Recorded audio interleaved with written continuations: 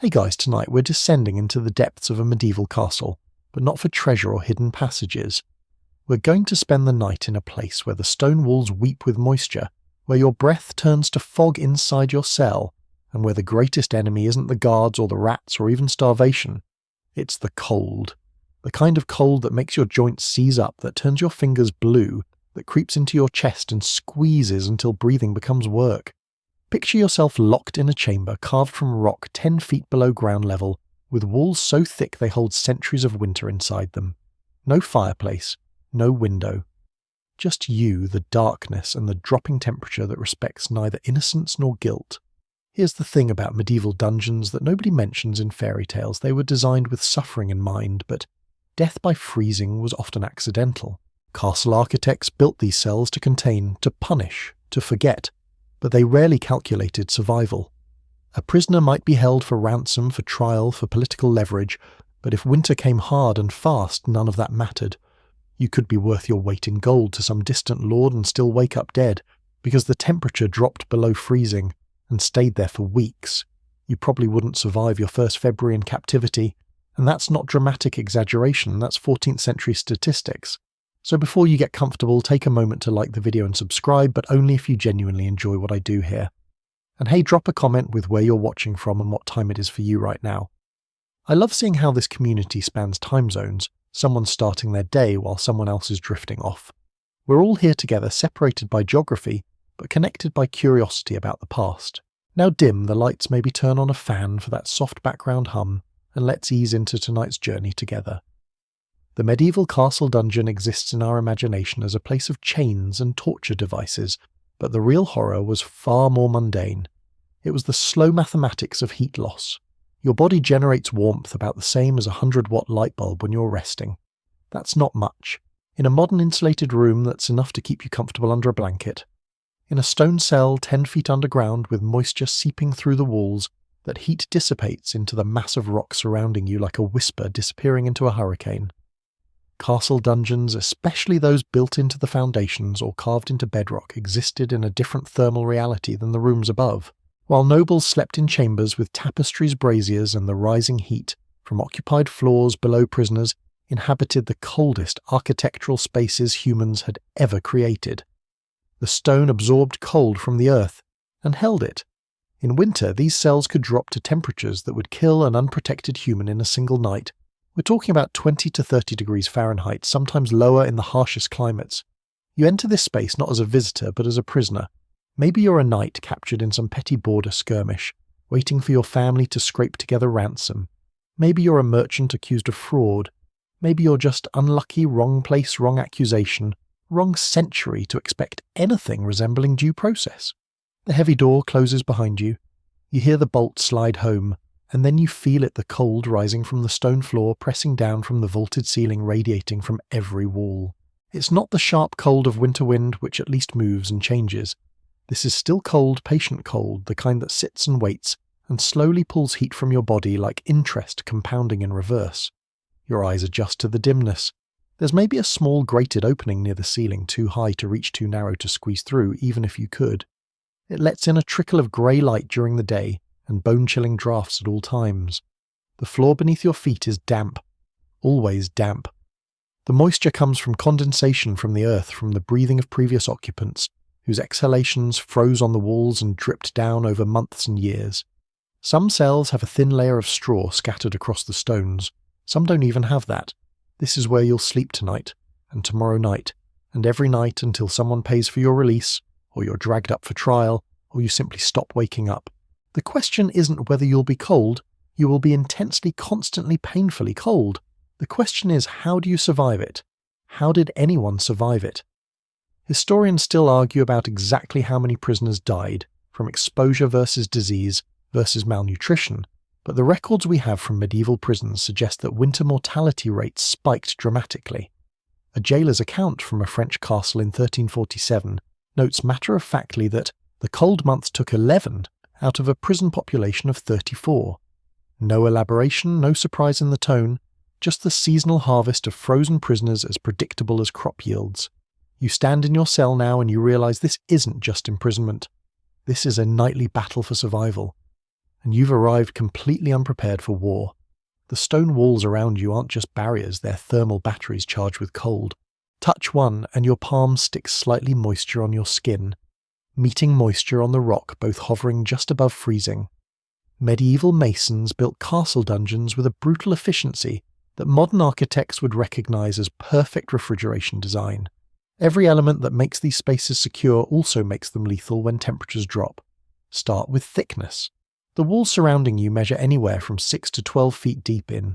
Older Norman keeps sometimes more in Scottish or Germanic fortifications. That's not just for strength against battering rams or siege engines. That mass of stone creates a thermal buffer so substantial that summer heat never fully penetrates and winter cold never fully leaves. Your cell exists in a geological cocoon, and right now in February that cocoon has been soaking up cold for months. The rock has become a reservoir of cold so deep that even if the outside air warms to something tolerable, the walls around you continue radiating chill like a malevolent hearth running in reverse. The floor tells the same story. Many dungeons were carved directly into bedrock or built with flagstones laid over earth. No wooden flooring, no rushes permanently woven into mats, just stone in direct contact with the ground. The earth below the frost line maintains a relatively constant temperature year-round, usually in the low 50s Fahrenheit in temperate European climates. That sounds almost pleasant until you realise you're trying to sleep on a surface that's actively conducting heat away from your body at a temperature roughly 30 degrees below what your core needs to maintain. It's like lying on a slab in a morgue, except you're not dead yet. Look up. The ceiling vaults above you if you're in a properly constructed dungeon arch in elegant curves that medieval builders learned from Roman engineering. Beautiful, really. Also deadly. Those curves create pockets where cold air pools and circulates in slow convection currents. Cold air is denser than warm air, so whatever meagre heat your body generates rises briefly before hitting that stone ceiling, cooling and sinking back down around you. You exist in a perpetual waterfall of cold air recycling your failed attempts at warmth. Now consider placement. Your cell likely sits below ground level, sometimes significantly so. The oubliettes those nightmare holes we'll discuss later went down 30 feet or more, but even standard dungeon cells were typically built into the lowest levels of the castle. This wasn't just about security, though, that mattered. It was about using the worst, most undesirable space in the entire structure. The spaces where damp accumulated, where no natural light reached, where the cold settled like sediment at the bottom of a lake. Some prisons incorporated cellars that had been wine storage or root cellar spaces specifically designed to stay cold year-round. Your cell might have served double-duty warehouse in peacetime prison in war. The same qualities that kept vegetables from rotting in July now work to keep your body temperature from stabilizing in January. Medieval efficiency at its finest. The windows, if you can call them that, deserve their own examination. Most dungeon cells featured narrow slits, sometimes called arrow loops when they appeared in outer walls. These openings might be 2 feet tall, but only 4 inches wide on the inside, expanding outward to allow defenders to shoot or observe while minimizing incoming projectiles. For ventilation, they're almost useless. For heat loss, they're devastatingly effective. Cold air is denser and heavier, remember, so it pours through these openings like water through a crack in a dam pooling at floor level where you're trying to sleep. The drafts created by these slits could drop the perceived temperature in a cell by 10 degrees or more, and there was absolutely nothing you could do to block them. Stuffing them with straw or rags would be noticed immediately, and punished ventilation, however inadequate, was considered necessary to prevent the build-up of bad air that medieval medical theory blamed for disease.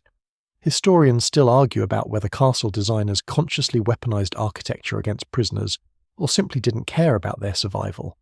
The truth probably falls somewhere between malice and indifference. These spaces needed to be secure, difficult to escape from and cheap to maintain. If they happened to be uninhabitable for 6 months of the year, well, that was just efficient resource management from a jailer's perspective. Dead prisoners didn't require feeding. The moisture problem compounds everything. Stone is porous to varying degrees, and castle walls constantly wick moisture from the ground, from rain, from the very air. In your cell, humidity hovers near saturation. You can see it glisten on the walls when that thin shaft of daylight angles through the slit window. You can feel it in the air, thick and heavy, making each breath a small labour. And wet cold is catastrophically worse than dry cold. Water conducts heat away from your body 25 times faster than air does. So you're not just cold, you're wet cold, the kind that seeps through every layer that makes fabric cling, and steal warmth faster than nakedness would. Some cells featured additional architectural cruelties. In coastal castles, dungeons might be positioned to flood partially during high tide, the cold seawater rising ankle-deep before receding, leaving everything soaked. Scottish prisons sometimes built cells into cliff faces, where Atlantic winds could howl through gaps in the stone, creating wind chill factors that made survival almost impossible. French oubliettes often featured smooth, bottle-shaped interiors where condensation ran down the walls, constantly creating permanent rain inside the cell. You paced the perimeter of your cell, now running your hands along the walls, not for any hope of finding weakness, but simply to map your cage. 15 feet by 12 feet, perhaps. Some cells were smaller, some slightly larger, enough room to lie down to take a few steps to go mad slowly. The floor beneath your feet is uneven intentionally, so in many cases to prevent comfortable rest. Small depressions hold pools of water that never fully evaporate. The straw scattered here and there is matted dark old. It might be insulation. It might be breeding ground for things you don't want to think about yet.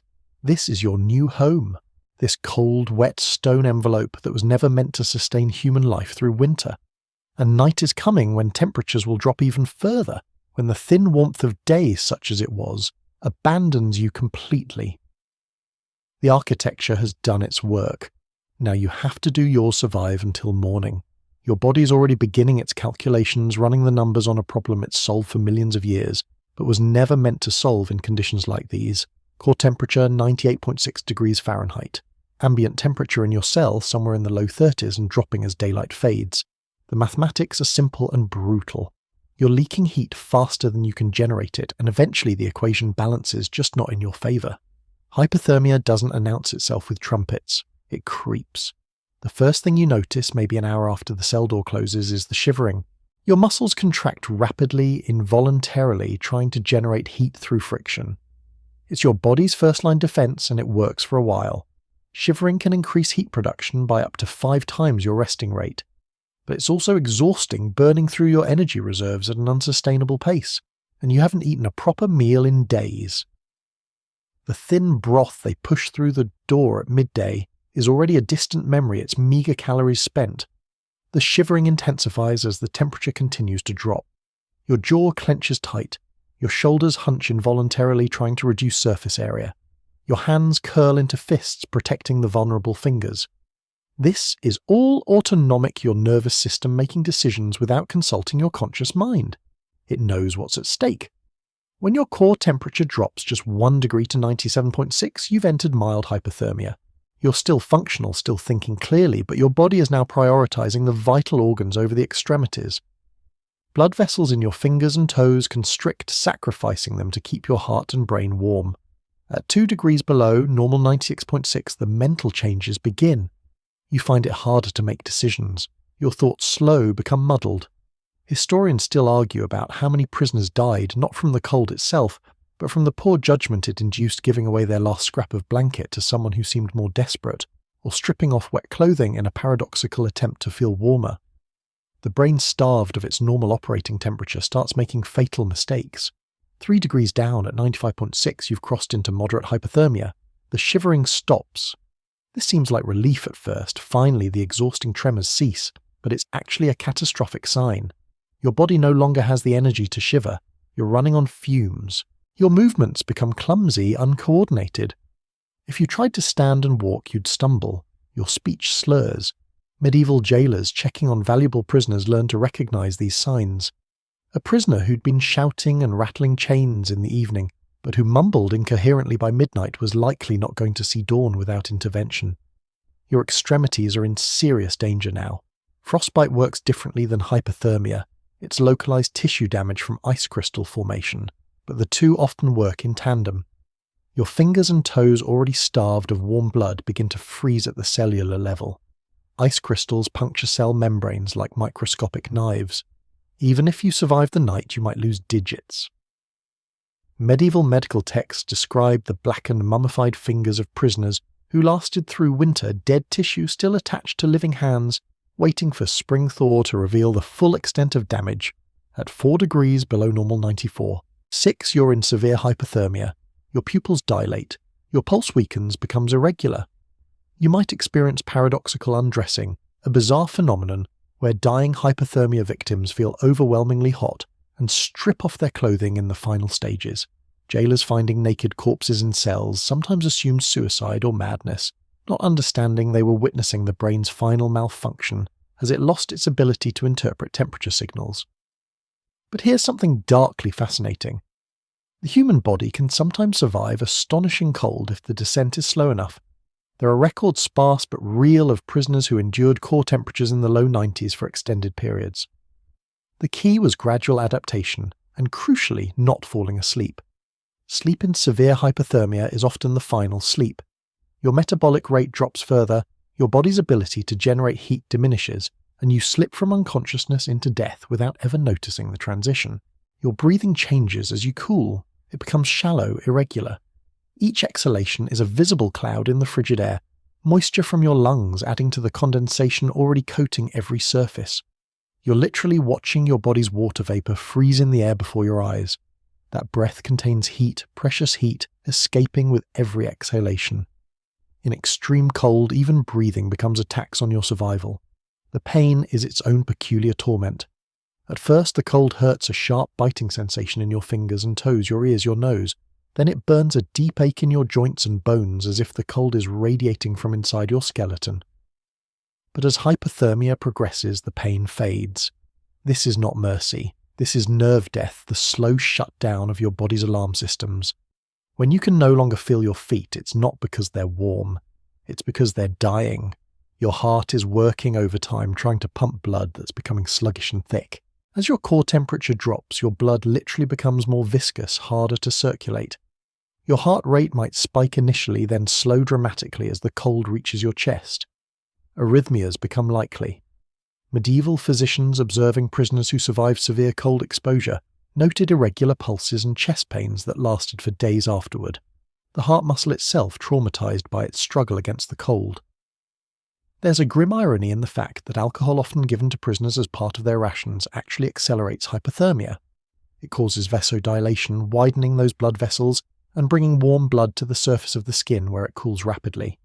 You feel warmer temporarily, a false flush of heat while your core temperature plummets. Drunk prisoners died faster in winter, though they probably died more comfortably their final moments wrapped in ethanol's numbing embrace. You're crouching now in your cell knees, pulled to chest arms wrapped around your legs, making yourself as small as possible. This position, the fetal curl, is instinctive, reducing surface area to minimize heat loss.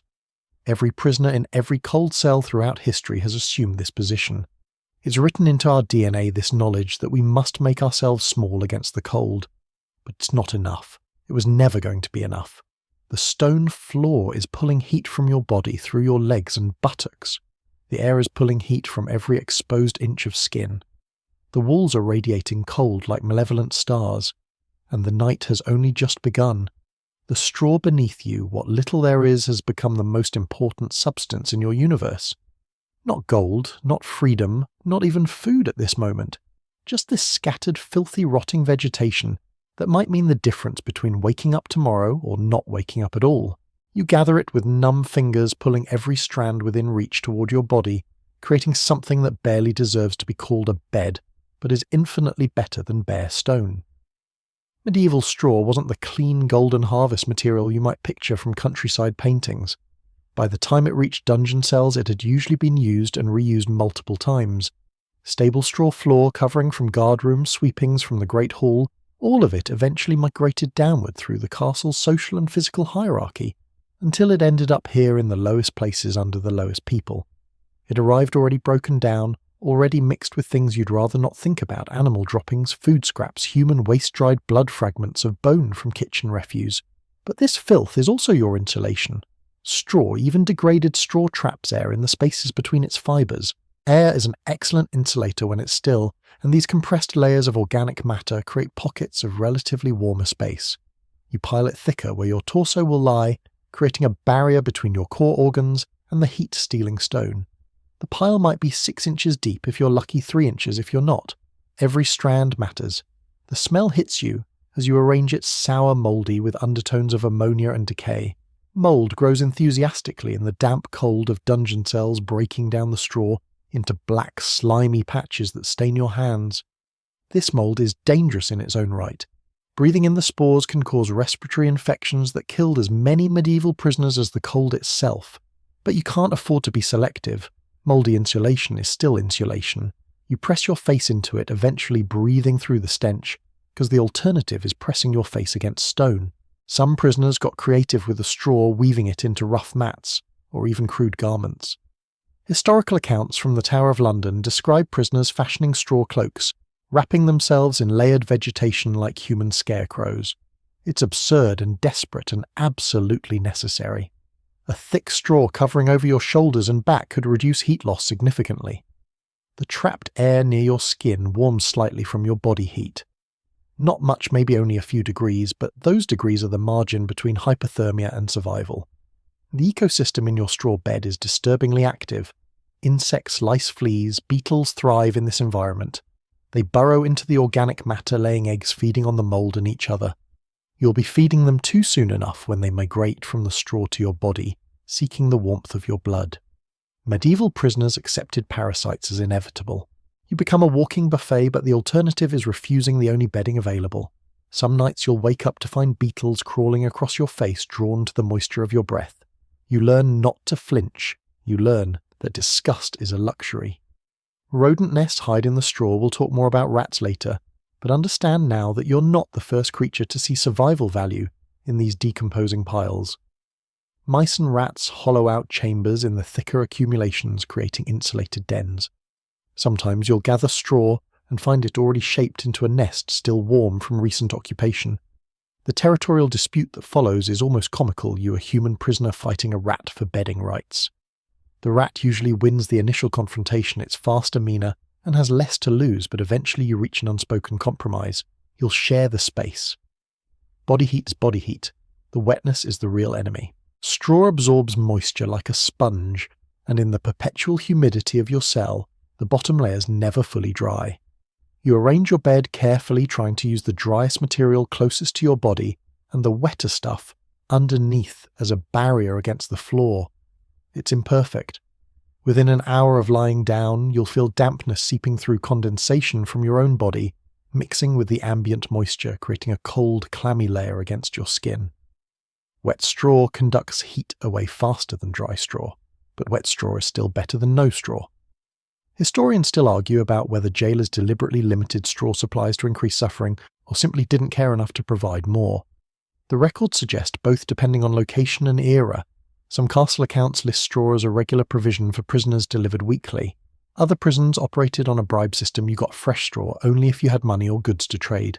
A handful of coins might buy you a thick fresh pile that would last a month before compressing and rotting. No money meant you scraped by with whatever previous prisoners had left behind, decomposed nearly to soil. There are documented cases of prisoners dying not from cold, alone, but from infections that started in contaminated bedding. Gangrene, sepsis, mysterious fevers, all traced back to lying night after night on organic matter crawling with bacteria. Medieval medicine had no concept of germ theory, but jailers learned through experience that prisoners on fresh straw lived longer than prisoners on ancient rotting piles. Some jailers, particularly those holding valuable hostages, would provide clean bedding regularly. Others would let prisoners stew in the same filth for years. You're arranging your pile now with the focused intensity of someone building a survival shelter, because that's exactly what you're doing. Every piece positioned strategically thicker under the hip and shoulder that will press against the floor, a small cushion for your head, extra layers over your legs and feet. You're creating microclimate zones where your body heat might accumulate slightly before escaping into the general cold. It's engineering on the most desperate scale. Some prisoners brought techniques from their pre-imprisonment lives. Farmers knew how to build haystacks that shed rain and trapped warmth. Soldiers remembered sleeping in the field on campaign using grass and bracken as mattresses. These skills transferred directly to dungeon survival. The peasant prisoners often lasted longer than the nobles in the early days of captivity because they'd spent their whole lives close to the earth, understanding how organic matter could be manipulated for comfort. The nobles learned eventually, or they died. The straw becomes more than bedding. It's also entertainment in the long darkness, something to sort through with your fingers, looking for the thickest stems, the driest patches. It's a task that fills time, keeps your hands moving, maintains a small sense of agency. You control the straw. You decide where it goes. In a cell where you control nothing else, this matters psychologically. And when the straw is finally arranged as well as it can be, you lie down in your nest of filth and vegetation, pull whatever scraps of fabric you have over your body and prepare for the real battle. The night itself stretching ahead for 12 or 14 hours of February darkness, every minute a small war against the cold that never stops advancing. You're not alone in this cell. There are 3 other bodies pressed into the darkness with you strangers 3 days ago, co-conspirators in survival now. The rules of personal space, of dignity, of propriety have all dissolved the moment that cell door closed and the temperature dropped. Tonight, like every night, you'll sleep in a pile of human flesh, because that's the only way any of you will wake up tomorrow. The communal huddle is perhaps the oldest survival strategy humans possess, older than fire, older than tools. Watch any group of mammals in cold conditions and you'll see it. The instinctive press of bodies, the sharing of metabolic heat, the surrender of individuality to the collective furnace. Medieval prisoners rediscovered this ancient wisdom within their first freezing night. Pride, modesty, personal boundaries, all these civilized constructs melted away when the alternative was freezing to death alone in your corner of the cell. The 4 of you have arranged yourselves in what's become the standard configuration, lying on your sides, front to back, nested together like spoons in a drawer. This position maximizes contact, minimizes exposed surface area. The person in the middle tonight, it's the young man arrested for poaching, is warmest sandwiched between 2 heat sources. The person on the outside edge that's you tonight is coldest, with only 1 warm body pressed against your back and cold air attacking your front. The positions rotate throughout the night. Fair is fair even in hell. Your chest presses against the back of an older man who smells of sweat waste and something sickeningly sweet that might be infection from a wound you can't see. His shoulder blades dig into your sternum. His greasy hair is inches from your face. Under normal circumstances, this intimacy would be unbearable a violation. Now it's life-saving. The heat radiating from his body warms the air trapped between you, creates a microclimate that might be 10 or 15 degrees warmer than the ambient cell temperature. Not warm, just less brutally cold.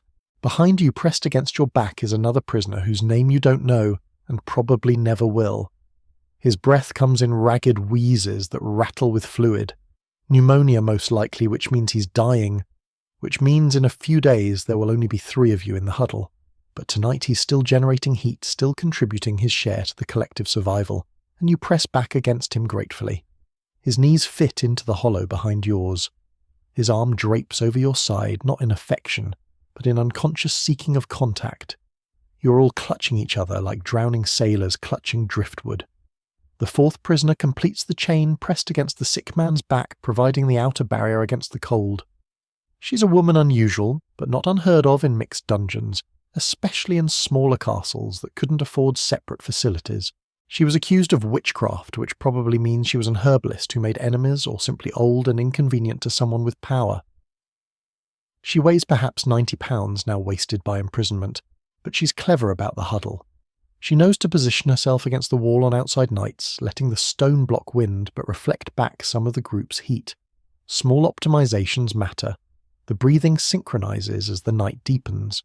4 separate respiratory rhythms gradually align into a collective pulse. Historians still argue about whether this happens consciously or autonomously, but prisoners in communal cells report the phenomenon consistently. Your exhalations warm the neck of the man in front of you. His exhalations drift forward into the dark. Behind you, the sick man's breath heats the back of your skull. It's a closed loop of warm, moist air circulating through the huddle, keeping the core warm even as the edges suffer. Movement is negotiated constantly. Someone needs to shift position, a hip going numb, an arm losing circulation. You can't just roll over. You'd break the chain. Instead, there's a muttered word, a collective shuffling, everyone rotating together to relieve pressure points while maintaining contact. It's a dance learned through necessity, performed in darkness with partners you'd cross the street to avoid in daylight. But here in the cold, you move as one organism. Body types matter in the huddle dynamics. The older man in front of you is thin, all bone and sinew, and he loses heat faster than he generates it. He's a liability in pure thermodynamic terms, but you keep him in the formation anyway, because the alternative, letting him freeze alone in the corner, is a line no one wants to cross yet. Give it a few more weeks of cold, a few more mornings of checking who's still breathing, and that calculation might change. Medieval prison records document this grim progression. Early winter sees communal cooperation, late winter sees selection. The weakest expelled from the warmth huddle to die alone. You're not there yet. But February is long.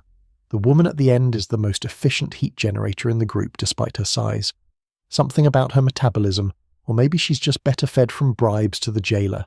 She produces heat steadily through the night while the rest of you cycle through periods of shivering and exhaustion. The group has tacitly recognized this on the coldest nights she's placed in the middle, her steady warmth radiating outward to stabilize everyone else. It's pragmatic, not chivalrous. You keep the furnace burning in the center of the room, contact points become intimately familiar.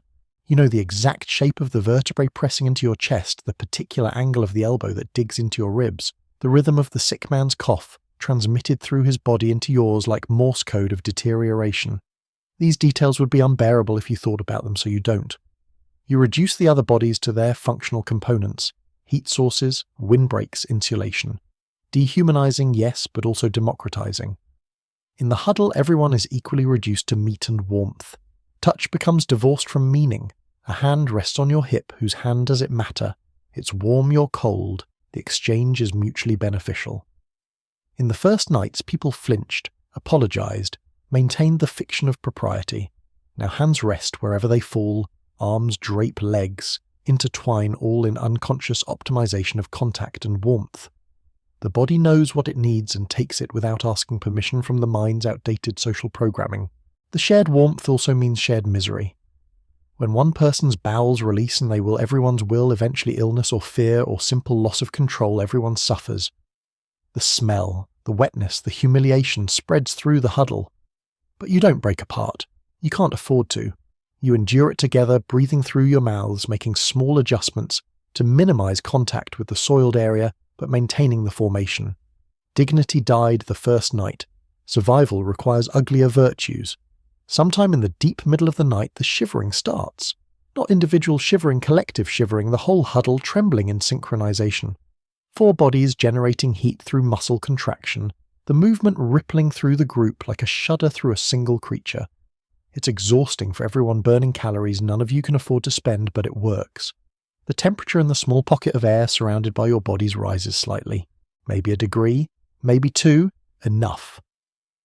By dawn, when the huddle finally breaks and you separate back into individuals, there will be marks on your skin, impressions from bones, from fabric, from the pressure of other bodies. You'll all avoid eye contact, unable to reconcile the intimacy of the night with the strangers you're in daylight. But when darkness falls again, and the temperature drops, you'll assume the formation without discussion, pressing together wordlessly, because the alternative is dying alone. And in the end, survival makes philosophers of no one. It just makes survivors. The clothes on your back are the only clothes you'll have for the duration of your imprisonment, and right now, they're the difference between slow death and slightly slower death. You're wearing what you were arrested in: a wool tunic, linen undershift, woolen hose that are more holes than fabric, and leather shoes that gave up any pretense of waterproofing weeks ago. It's not enough. It was never going to be enough. But with the right techniques, some remembered from childhood, some learned from cellmates, some discovered through desperate experimentation, you can transform these inadequate rags into something approaching armor against the cold. Layering is the fundamental principle, and you're already doing it instinctively. The linen shift goes directly against your skin. Linen isn't warm, it's actually worse than wool in pure insulation terms, but it absorbs the sweat and moisture your body produces, wicking it away from your skin, where it would otherwise conduct heat away catastrophically fast. The wool tunic goes over the linen. Wool is miraculous stuff, still insulating, even when wet, trapping air in its crimped fibers, creating dead airspace that holds warmth. Medieval peasants understood wool better than most modern people do. They knew it was the difference between life and death in winter. But you need more layers and you don't have more clothing. So you improvise. That straw you've been sleeping on. You stuff handfuls of it inside your tunic between the linen and the wool, creating an additional insulation layer. It's scratchy. It sheds everywhere. It attracts vermin, but it traps air. You look pregnant with vegetation, your torso bulging with compressed straw, but vanity is a luxury you abandoned along with hope of a fair trial. The straw shifts as you move some of it, falling out through gaps in your clothing, but you replace it constantly, maintaining the barrier. Your extremities are the crisis points. Fingers and toes are already going numb, the body sacrificing them to keep your core alive. You wrap your hands in strips torn from the hem of your tunic. Yes, you're cannibalizing your own clothes, but a shorter tunic with wrapped hands is better than a full tunic with frozen fingers. The wrapping technique matters. You wind the fabric around each hand in overlapping spirals, creating multiple layers that trap air between them. Mittens would be better than gloves, keeping fingers together shares warmth. So you wrap your hands as mittens, leaving the thumbs separate for minimal functionality. Your feet are harder to protect. The shoes are leather-soaked through providing almost no insulation. But you've torn more strips from your tunic and wrapped them around your feet before putting the shoes back on, essentially creating cloth socks inside wet leather shells. It's not elegant. The wrappings bunch and slip, creating pressure points that will become blisters. But blisters are tomorrow's problem. Frozen toes are tonight's. The head is where you lose massive amounts of heat. Medieval people didn't know the specific physiology, but they knew from experience that keeping your head covered was crucial. You fashioned a hood from more of that increasingly abbreviated tunic. Just a rectangle of fabric draped over your head and tied under your chin. It covers your ears, which are already showing signs of frostbite red and swollen and aching, with that deep bone pain that means tissue damage. The hood traps warm air around your skull, and on the coldest nights you pull it forward over your face, breathing into the makeshift mask to warm the air before it enters your lungs. Some prisoners get creative in ways that would be hilarious if they weren't so desperately necessary. That woman in your cell huddle has wrapped straw around her legs and tied it in place with strips of fabric, creating shin guards of insulation. The sick man has stuffed his tunic so full of straw that he crackles when he moves shedding plant matter like a scarecrow in a windstorm. The older prisoner has wrapped his head in such elaborate layers that only his eyes peer out from a cocoon of fabric and straw. You all look ridiculous. You're all still alive. Historians still argue about the innovation versus tradition split in prison survival techniques. Some methods, like straw stuffing, appear in records from Roman prisons and probably go back much further. Other techniques seem to emerge fresh with each generation of prisoners rediscovered through necessity. The human body knows what it needs. The mind just has to listen and overcome the embarrassment of looking absurd. The problem with all these wrappings and layers is that they're temporary solutions in permanent decay. Your tunic is now a tattered vest, sacrificed piece by piece to wrap hands and feet and head. In another month you'll have no tunic at all, just a collection of wrappings held together by desperation and prayer. You're cannibalizing your protection, to create protection, borrowing from tomorrow to survive tonight. It's unsustainable, but sustainability is not a concept that applies in a medieval dungeon in February. You survive today, tomorrow you'll figure out tomorrow. Moisture is the constant enemy of your cloth armor. Everything gets wet, the damp air, your own condensation, the weeping walls, the occasional drip from the ceiling. Wet fabric is worse than no fabric. It conducts heat away so efficiently you'd be warmer naked. So you try futilely but persistently to keep your layers dry. You sleep away from the dampest spots on the floor. You wring out your wrappings when they get soaked, squeezing the water onto the stone and hoping they'll dry a little before you need them again. They never do, not fully, but slightly less wet is still an improvement. The smell of your clothing is indescribable. Wool that's been worn for weeks without washing, soaked in sweat and damp and mold and other substances you try not to think about it, develops an odour that transcends normal categories of stench. It's biological, aggressive, almost a physical presence, but everyone in the cell smells the same, and after a few days your nose gives up trying to process it. The smell becomes background like the cold and the hunger and the despair. Some nobles ransomed from captivity reported that they burned their prison clothes immediately upon release, unable to tolerate the contamination even after washing. Peasant prisoners, if they survived, wore their prison rags back into normal life because they had nothing else. You could identify former prisoners by the patchwork nature of their clothing, the strategic gaps where fabric had been sacrificed for survival, the straw stains that never fully came out. Your hands are wrapped now clumsy and mittened. Your feet are bundled in layers of increasingly shredded fabric. Your head is hooded. Your torso is stuffed with straw. You look like a scarecrow built by someone who'd never seen a human. But you're warmer, not warm, never warm, but less cold than you were an hour ago. The wrappings trap your body heat, however meagre, creating a microclimate against your skin that's maybe 5 or 10 degrees warmer than the ambient air. Those degrees are everything. Those degrees are life. And tomorrow, when the straw has shifted and the wrappings have slipped and the moisture has soaked through everything, you'll adjust it all again. You'll tear another strip from your disintegrating clothes. You'll stuff more straw into the gaps. You'll maintain your armour of rags because it's the only armour you have. And when your tunic is finally gone, entirely sacrificed piece by piece to the cold, you'll start on other things. The leather shoes, the wool hose, anything that can be converted into insulation. You'll strip yourself bare to stay clothed in warmth. The logic is paradoxical, but survival often is. You can't stay still.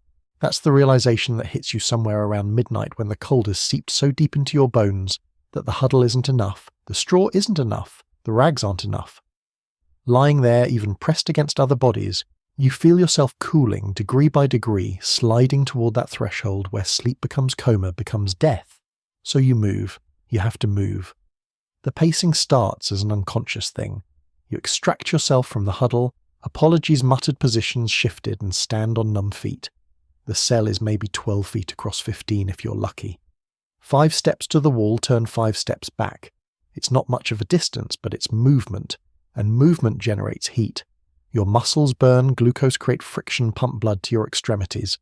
The act of walking, even in this pathetic abbreviated circuit, raises your core temperature slightly. Not much, but enough. You're not the only one pacing.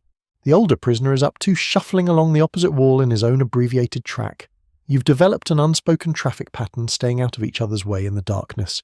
2 desperate souls walking nowhere in particular, but walking nonetheless. The sound of footsteps on stone, the shuffle and scrape of wet leather on wet rock becomes the rhythm of the night. Step, step, step, turn, step, step, step, turn. Meditation through motion. Survival through momentum. The cold makes you clumsy. Your feet don't quite obey your intentions. You stumble, catch yourself against the wall, push off and continue. The wall is so cold that touching it even briefly sends shockwaves of chill through your palm. You learn to push off with your wrapped hands, minimizing contact, keeping moving. Stop and you die. That's the equation that drives you forward through the darkness. Around the 3rd hour of pacing, you're measuring time by some internal sense that might be completely wrong. You start adding exercises. The pacing alone isn't enough anymore. Your muscles have adapted to the minimal effort, and you need to generate more heat. So you add arm swings. Big exaggerated motions flapping your arms like a bird attempting flight in a cage. It looks absurd. It feels absurd. It works. The motion pumps blood into your fingers, forces your heart to work harder, generates heat through sheer mechanical effort. The older prisoner is doing squats now, or trying to. His knees are arthritic, probably from years of peasant labour in the fields, and each squat is accompanied by audible cracking and a suppressed groan. But he does them anyway because the alternative is freezing. Down, up, down, up. His breathing becomes laboured harsh in the cold air. He's probably doing himself damage, tearing cartilage, inflaming joints, but that's a problem for the future, assuming there is a future. Tonight the squats keep him alive. You try jumping jacks. Historians still argue about whether medieval people would have known this particular exercise, but the concept is universal. Create big movements that engage multiple muscle groups, burn energy, generate warmth. You spread your arms and legs, bring them together, spread them again. The motion is jerky, uncoordinated in the cold and darkness. You lose your balance, crash against the wall, push off and continue. 20 jumping jacks, 30. You lose count. Your heart is hammering now, your breath coming in gasps. You're sweating under your layers of rags and straw, which is dangerous sweat, means moisture, means eventual cooling. But right now you need the heat spike. The woman in the huddle has woken and is doing something that might be yoga, though that word won't be common in Europe for centuries. She's stretching, bending, moving through positions that look almost ritualistic. Maybe they are peasant traditions, included all sorts of movement practices, folk dances and work motions that kept people warm through long winter nights. She holds each position for several breaths, then flows into the next. It's more controlled than your manic pacing, more sustainable. You file the observation away. If you survive long enough, you might try her method. The sick man in the huddle hasn't moved. He's conserving energy, or he's too far gone to generate any. His breathing is shallow, rattling. The rest of you move around him, stepping over him when necessary, maintaining the fiction that he'll rejoin the activity cycle when he recovers. He won't. You all know it. But admitting it means confronting the reality that any of you could be in his position tomorrow, too weak to move, burning the last of your calories, just staying alive, slipping toward the final stillness. You develop a rotation system without discussing it explicitly. 20 minutes of pacing and exercise until you're exhausted and overheated and in danger of sweating yourself into a worse chill. Then back into the huddle for 20 minutes, absorbing warmth from the group, letting your heart rate settle. Then up again for another round of movement. All night long this cycle repeats. Some prisoners stay in the huddle for longer periods, others prefer to move almost constantly. You learn your own rhythms, your own tolerance for cold versus exhaustion. The exercises become more creative as the night wears on, and desperation increases. You do push-ups on the filthy straw, your wrapped hands pressing into damp organic matter, lifting your body up and down until your arms shake. You do sit-ups, curls, any motion that might generate warmth. You shadowbox throwing punches at invisible enemies, working out rage and fear through kinetic expression. Punch, punch, jab, cross. The motion is therapeutic beyond just the heat generation. You're fighting something, even if it's just the air. The older prisoner started a peculiar shuffling dance, some folk movement from his childhood, probably feet sliding and stamping in patterns that might have meant something at a harvest festival but now just mean survival. He hums tunelessly as he moves a rhythmic drone that provides tempo. You find yourself synchronizing your pacing to his rhythm. The woman's breathing exercises create a counterpoint. The whole cell becomes a strange performance space, each prisoner moving through their survival choreography in the darkness. Your legs are burning now, muscles flooded with lactic acid from hours of unaccustomed exercise. You're exhausted, running on empty, but you can't stop. The moment you stop moving, the cold crashes back in with renewed intensity. Your body temperature spikes during exercise, and the contrast when you pause is crushing. So you push through the burning, through the exhaustion, through the overwhelming desire to just lie down and sleep. Sleep is death. Movement is life. It's that simple. There's something almost meditative about it after a while. The repetitive motion, the focus required to keep moving in darkness, the narrowing of existence to just this next step, this next arm swing, this next breath. Your mind empties of everything except the immediate physical reality. No thoughts of trial or freedom or injustice, just movement, just warmth, just survival. Historians note that prisoners who moved constantly had better survival rates than those who remained sedentary, even accounting for age and health. The movement kept circulation going, prevented frostbite from setting into extremities burned through despair before it could calcify into fatal depression. The ones who gave up, who lay still in the cold and waited for death, they got what they were waiting for. The ones who paced and flailed and exercised through the night, looking absurd and desperate and utterly undignified, those were the ones who sometimes saw spring. By dawn, you'll have walked miles without going anywhere. You'll have burned through whatever meager calories you have stored, leaving you weaker and hungrier. Your muscles will ache, your joints will throb, and you'll be so exhausted that the simple act of lying down feels like luxury. But you'll be alive. Alive and cold and miserable, but alive. And tonight, when the temperature drops again, you'll do it all over. Step, step, step, turn. Flap your arms. Do your squats. Keep moving. Never stop moving. Because the moment you stop, the cold wins. And you're not ready to let it win. Not tonight. There are dungeons, and then there are oubliettes. The word itself comes from the French oublier, to forget.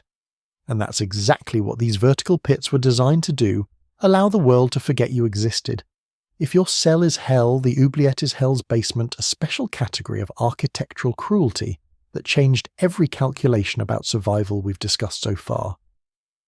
Picture a bottle carved into stone, 15, 20, sometimes 30 feet deep. The opening at the top is narrow, maybe 3 feet across, just wide enough to lower a human body through. Then the shaft widens as it descends, creating a bell-shaped chamber at the bottom. You can't climb out. The walls are smooth, intentionally so often lined with cut stone that offers no purchase for fingers or feet. There's no door because there doesn't need to be. Gravity is your jailer. They lower you down on a rope, probably the same rope they'll use to raise your corpse when someone remembers to check. The descent is terrifying, swinging in darkness, scraping against walls, the circle of light above getting smaller. Then you hit bottom, the rope is withdrawn, and the wooden cover slides over the opening. Darkness becomes absolute. The kind of darkness that has weight that presses against your eyeballs that makes you question whether you still exist. The temperature in an oubliette follows different rules than a regular cell. You're now significantly below ground level, insulated from surface temperature fluctuations by tons of earth and stone. In summer, oubliettes stay relatively cool, a blessing. In winter, they maintain a stable cold that never varies. The air temperature might hover around 40 degrees Fahrenheit year-round. That sounds survivable until you factor in the humidity. The moisture in an oubliette approaches 100%. Water seeps through the stone, runs down the walls, pools on the floor. You're essentially in a well shaft, and like any deep hole in the ground, it collects groundwater. The floor might be ankle deep in standing water, sometimes deeper. Everything is wet. Everything will always be wet. And wet cold at 40 degrees will kill you just as surely as dry cold at 20 degrees. It just takes a little longer and feels a lot worse. You can't pace in an oubliette. The bottom chamber is maybe 8 feet in diameter if you're lucky, often less. A few steps in any direction and you hit wall. The vertical space is your only dimension of freedom, and it's filled with nothing but cold air and darkness. Some prisoners did exercises, squats, arm movements, anything to generate heat, but the standing water complicated everything. Jumping jacks in ankle-deep water means wet feet, means accelerated heat loss, means death. The huddle strategy doesn't work if you're alone, and many oubliette prisoners were alone. These pits were for people society wanted to forget, political embarrassments, failed conspirators, prisoners whose value was in their disappearance rather than their ransom. Solo confinement in a bottle-shaped hole in the ground. The ultimate isolation. Your body heat has only you to warm, and it's not enough. It was never going to be enough. Historians still argue about how long someone could survive in an oubliette without intervention. The records are sparse. By definition, these prisoners weren't carefully monitored. Some accounts suggest weeks, others claim months, but the descriptions are often unclear about whether food was being lowered regularly. A healthy adult with adequate food and fresh water might survive the constant cold and damp for an extended period, their body adapting to the stable environment. But survive is a generous term for what that existence entailed. The psychological dimension of oubliette imprisonment might have been worse than the physical. At least in a cell, you had cellmates' variation in light levels, some connection to the passage of time. In an oubliette, time became meaningless. The darkness was constant. The temperature never changed. The only markers of day versus night were the sounds that filtered down from above. Footsteps, voices, bells, and even those were muffled and distant. Some prisoners lost their minds completely, screaming into the darkness until their voices gave out, then sitting in silent madness. The rats in oubliettes were particularly bold, having no predators and limited competition for resources. They swam through the standing water, climbed the walls with ease that mocked your own helplessness, and investigated the new warm-blooded object that had appeared in their domain with aggressive curiosity. A lone prisoner couldn't maintain the constant vigilance needed to keep rats at bay. They'd wake up to find rodents on their chest, in their hair, chewing on their fingers. The rats weren't trying to be cruel, they were just investigating potential food sources. But the effect on an already terrified prisoner was devastating. Some oubliettes had peculiar acoustic properties. The bottle shape created echoes, amplifications, distortions of sound. Your own breathing became a chorus. A whisper turned into a crowd of whispers. Prisoners reported hearing voices, conversations, music, all hallucinations created by their brain trying to process the acoustic weirdness and sensory deprivation. The line between reality and delusion blurred. After a few weeks, you couldn't trust anything you heard, saw, or felt. Maybe the rope was being lowered with food. Maybe it was a hallucination. Maybe you'd starved to death days ago, and your mind was just playing out the fantasy of continued existence. The survival strategies for oubliettes were limited and grim. You tried to find the driest spot, usually against one wall where water didn't pool quite as deep. You stood as much as possible, keeping your core elevated above the water. When you had to sleep, you did it sitting or squatting, minimizing contact with the wet floor. Some prisoners reported lashing themselves to the wall, somehow finding a crack or protrusion, wedging fabric into it, creating a harness that let them sleep upright without collapsing into the water. Ingenuity born of absolute desperation. The fantasy of escape consumed every waking thought. You'd run your hands over every inch of the wall, searching for weakness, for a loose stone, for anything. Your fingers would bleed from the searching nail beds, splitting skin, abrading against stone. You never found anything. The walls were solid. The opening was too high. Even if you could climb and you couldn't, the cover was too heavy to lift from below. The architects had thought of everything. The oubliette was perfect in its cruelty. Some castles still have oubliettes. You can visit them, climb down a modern ladder with a flashlight, experience the space for a controlled moment, before returning to sunlight and freedom. Tour guides talk about the history, the famous prisoners, the architectural features.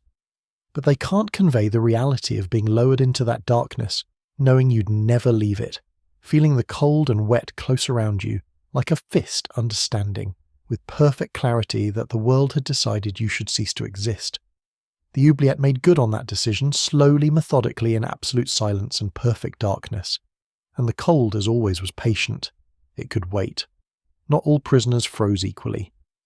That's the uncomfortable truth that becomes apparent after a few nights in the communal cell.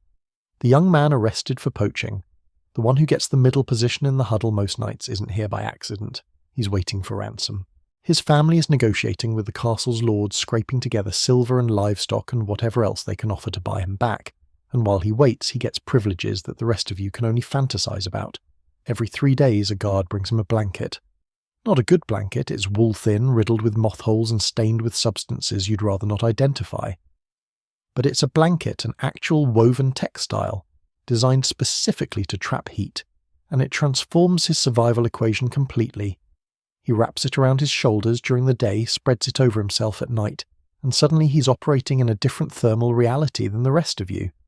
While you're stuffing straw into your disintegrating tunic, he's got dedicated insulation. The inequality is obscene and absolute. 2 nights ago, they brought him a brazier, just for an hour, just long enough to let him warm himself by actual fire, but that hour represented more heat than you felt in weeks. The brazier was a small metal basket filled with glowing coals lowered through the door, grating on a chain. The guard stayed nearby. Fire is dangerous prisoners, a desperate supervision is required. But for that hour, the young man crouched over the coals, hands extended toward the heat-absorbing warmth that would sustain him through the following cold night. You watched from your corner, trying not to let envy consume you. The red glow of the coals painted dancing shadows on the walls, a mockery of comfort in this place designed for suffering. The smell of the burning charcoal, acrid chemical, beautiful, filled the cell. You could feel the heat from 15 feet away, an impossible luxury, a reminder of everything you'd lost. The young man was gracious enough to invite the rest of you closer, letting you extend your hands toward the warmth for a few minutes before the guard barked at you to get back. Those minutes of heat were almost worse than no heat at all. They reminded your body what warmth felt like, made the cold afterward seem even more vicious by contrast. Wealthy prisoners, those held for ransom or political leverage, sometimes got rooms that barely qualified as dungeons. Upper floor chambers with actual fireplaces, windows with shutters instead of iron bars, straw mattresses instead of floor sleeping. They still suffered. Medieval castles were cold for everyone, but their suffering existed on a different scale. They might shiver under inadequate blankets while you froze under no blankets. They might complain about the thin soup while you got watered-down gruel. The hierarchy of misery maintained itself even in prison. Historians still argue about the economics of prisoner treatment. Keeping a ransom prisoner alive and reasonably healthy was a financial investment. Dead prisoners paid no ransom.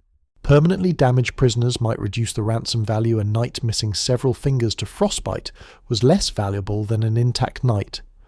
So jailers provided just enough comfort to maintain the asset's value while minimizing expenses. The calculation was purely mercenary, but it meant some prisoners got to survive in relative comfort. The young poacher's family must have significant resources, or they're bankrupting themselves trying to save him. Each privilege costs extra. The blanket, 2 silver pennies per week rental. The brazier visit, 5 pennies for the hour plus the cost of the charcoal. Food upgrades, straw delivery, even the promise that guards will check on him regularly to ensure he doesn't freeze, all of it comes with a price tag. His survival is being purchased in installments while the rest of you make do with nothing because no one is willing to pay for your comfort. There's a visiting protocol for valuable prisoners. Every week, sometimes more frequently, the young man is escorted upstairs to a meeting room where his family can see him through an iron grate. They bring him things, extra clothing, sometimes food letters and small tokens to maintain morale. These visits serve dual purposes. They prove he's alive and reasonably well, encouraging the family to continue paying, and they provide hope that keeps him compliant and cooperative. A prisoner who believes rescue is coming doesn't attempt desperate escapes that might require lethal response. He shares sometimes, which complicates the dynamic. That blanket, he'll let others use it during the day when he's not sleeping. The extra food from his family visits gets distributed, at least partially. It's strategic generosity. Keeping the other prisoners alive keeps him safer. A cell full of corpses is a cell full of disease vectors, and even privileged prisoners aren't immune to plague. But there's also genuine compassion in the sharing a recognition that survival in these conditions requires cooperation regardless of class distinctions outside the walls. The contrast with non-ransom prisoners is stark. The older peasant in your cell is here for poaching too, but his family has no resources. They're subsistence farmers who lose a crucial labourer by his imprisonment and certainly can't afford bribes or ransoms. He gets nothing. No blanket, no brazier, no visits. His survival is his own problem, and if he dies, the castle records will note his death, with the same emotional investment as documenting a broken wagon wheel. The system doesn't care about peasant prisoners, except as occasional labour for the most degrading tasks. Some nobles held for ransom lived better in prison than peasants lived in freedom. There are accounts of imprisoned lords who maintained servants received regular deliveries of wine and decent food, entertained themselves with books and music. Their imprisonment was more like house arrest in uncomfortable accommodations. They still complained bitterly in their letters home, but their complaints centred on inconvenience and social humiliation rather than survival. The lord worries about maintaining his dignity. The peasant worries about maintaining his body temperature above fatal thresholds. The young man's privilege creates complicated social dynamics in the cell. Resentment simmers but stays controlled. Antagonizing the person with access to blankets and extra food would be counterproductive. Instead, a sort of feudal relationship emerges. The rest of you provide services, you include him in the warmth huddle. Even though he needs it less, you wake him if guards approach you, help him maintain the fiction of noble dignity in undignified circumstances. In exchange, he shares what he can and advocates for the group when guards are present. It's a microcosm of the society outside class distinctions maintained even in the depths. But here's the thing that keeps you awake some nights. You wonder if his family will actually complete the ransom. Negotiations can drag on for months, even years. Prices fluctuate based on political situations, harvest yields family fortunes. And if the ransom falls through, if his family can't raise the final payment, or decides he's not worth the cost, then his privilege evaporates instantly. The blanket gets taken away, the brazier stops coming. He becomes just another peasant prisoner except worse because he's soft, unadapted, unprepared for true deprivation. You've seen it happen to other nobles. The fall from privilege to common suffering is swift and cruel. And if that happens, if the young man loses his protected status, you wonder whether you'll help him adjust to the reality the rest of you live in, or whether some dark part of you will enjoy watching privilege learn what desperation really means. You hope you're better than that. You're not sure you are. The cold has a way of burning away the charitable parts of human nature, leaving only the survival instinct underneath. And that instinct doesn't recognize class distinctions. It only recognizes warm and cold, fed and starving alive and dead. The jailer called him Thomas, though you've never learned his actual name, holds more power over your survival than the lord of the castle, the king, or God himself. He's the one who decides how much straw gets thrown into your cell, whether the water bucket is filled or forgotten, if that tiny barred window gets cleared of snow or stays blocked. And like any person holding absolute power over desperate subjects, he's discovered that suffering is negotiable. Everything has a price. Fresh straw costs 2 pennies per armload. That's roughly a day's wages for a labourer, and you have no wages. But you have other things. The leather belt you were wearing when arrested that's worth something. The small knife they somehow didn't confiscate during intake that's valuable. Even information about other prisoners, their conversations, their plans can be currency if Thomas thinks it matters. You've already traded away most of what you had. The belt went first, bought you 3 armloads of relatively clean straw that lasted maybe 10 days before compressing into useless mat. The knife bought a week of slightly larger food portions. Now you're running out of assets. Some prisoners still have family connections on the outside people who can slip Thomas a coin or two in exchange for small mercies. The woman in your cell has a daughter who works in the castle kitchens. Every few weeks the daughter manages to sneak a message and a few pennies to Thomas, and suddenly the woman gets an extra blanket for a night or a bowl of actual stew instead of watered gruel. The economics are brutal but straightforward: pay for comfort or suffer without it. Thomas isn't being cruel exactly. He's just running a business within his business. His official wages are minimal. The bribes supplement his income significantly. The most valuable commodity Thomas offers isn't straw or food or blankets, it's heat. On the coldest nights when the temperature in the castle drops to lethal levels even in the occupied areas, Thomas has discretion to move prisoners temporarily to slightly warmer locations. There's a holding cell near the kitchen, still technically a prison, but warmed by residual heat from the ovens. An hour in that cell close enough to the kitchen fires to feel genuine warmth radiating through the walls can make the difference between surviving the night and succumbing to hypothermia. But that hour costs 5 pennies or equivalent value in trade goods, information, or services. Services. That's the word Thomas uses, keeping it vague, letting prisoners imagine what he might want. Sometimes it's actual labour cleaning the guard room, hauling buckets, tasks that free up Thomas's time. Sometimes it's more personal. The younger prisoners, male and female, both learn quickly that Thomas has particular interests, and that meeting those interests can purchase survival. The ethics are complicated when the alternative is freezing to death. You do what you must, and you try not to think about it afterward. Medieval morality had categories for this necessity, as a defence, duress, as mitigation, but those are lawyer words. In the cell at night, it just feels like another piece of yourself traded away for a few more hours of existence. Historians still argue about how widespread the bribery system was in medieval prisons. Some accounts suggest it was universal, embedded in the structure of imprisonment itself. Jailers were expected to supplement their income through prisoner fees and bribes. Other records suggest regional variation, with some kingdoms attempting to regulate or prohibit the practice.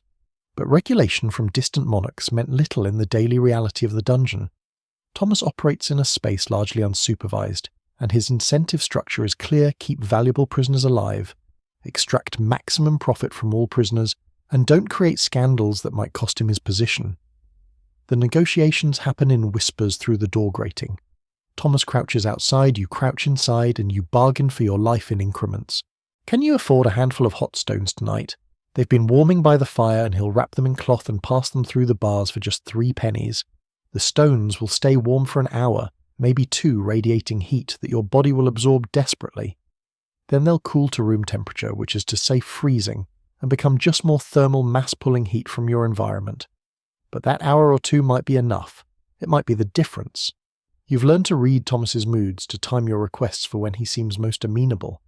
After he's eaten, when his belly is full and he's warm from the kitchen fire, that's when you ask for favours. Never when he's cold and irritable himself. Never when other guards are present and he has to maintain the fiction of impartiality. The dance is delicate.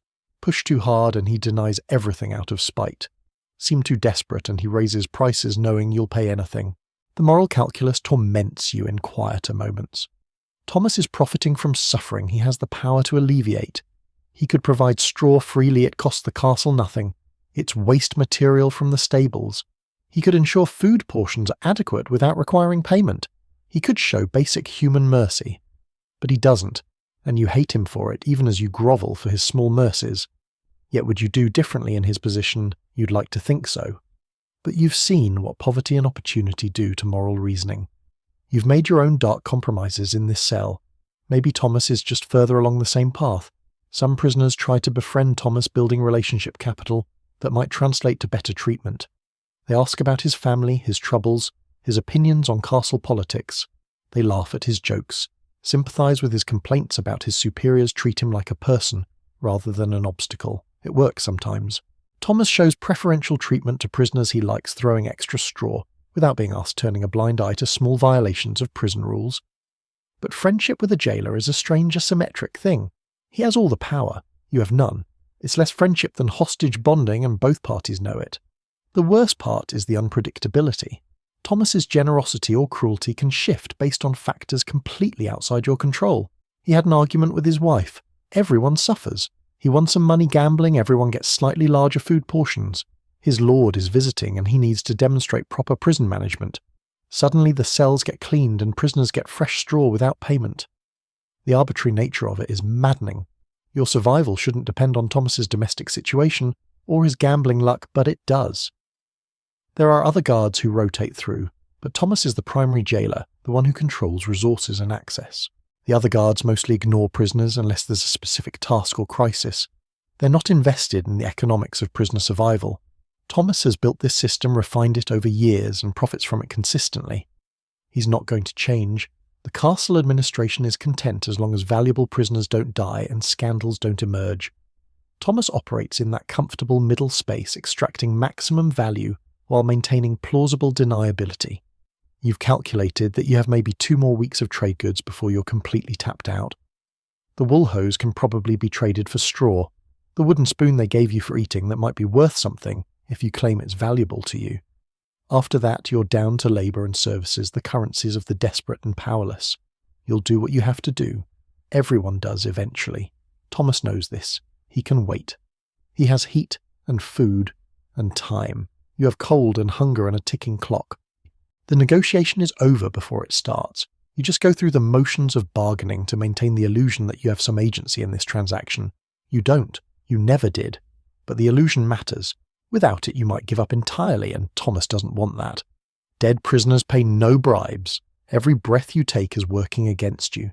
That's the paradox you discover after a week in the cell, when you notice the walls glistening in the thin morning light, when you wake up to find your blanket, if you're lucky enough to have one soaked through with moisture, that didn't come from the walls or the floor. It came from you, your own breathing, your own body. The very act of staying alive is making everything wetter, colder, more dangerous. The human body exhales roughly a litre of water per day through breathing and perspiration. That's just baseline when you're resting and calm. Add in the stress of imprisonment, the shivering that burns through calories, the exercise you're doing to stay warm, and that number climbs significantly.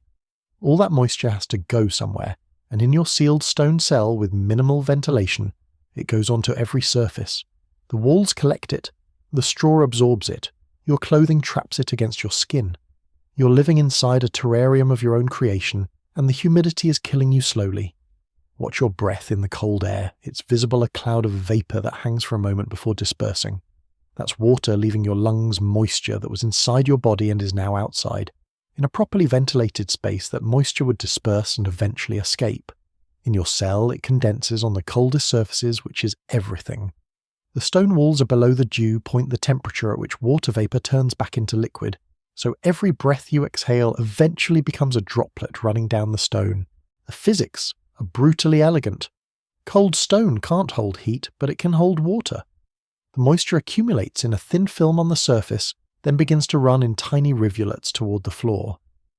Sometimes you can see it happening in the dim light from the window grating the walls appear to be sweating, weeping, crying stone tears. It's not the walls, it's you. Your breath crystallized and liquefied, and returned to you as cold dampness that soaks into everything you own and touch. The problem compounds at night when all four of you are in the huddle. 4 people breathing 8 litres of water per day minimum, all of it trapped in the small volume of the cell. The air reaches saturation quickly. You can feel it a thickness, a weight to the atmosphere that makes breathing feel like drinking. Your lungs work harder to extract oxygen from air that's already moisture-laden.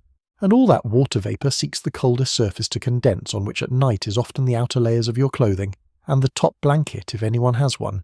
You wake up wet, not damp wet. Your outer tunic is soaked through. The straw beneath you is sodden.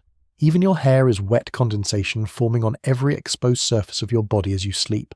The moisture comes from your own breathing, and the breathing of your cellmates, your collective exhalations, creating a fog that settles on everything. It's horrifying to realise you're drowning in your own breath slowly night after night. Wet cold is exponentially worse than dry cold.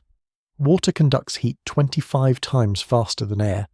So when your clothing is wet, and it's always wet now in varying degrees, you're losing body heat at catastrophic rates. The clothing that was supposed to insulate you becomes a heat sink instead, actively pulling warmth from your body to evaporate the moisture trapped in the fibres. You're being cooled from the inside out by the very act of respiration.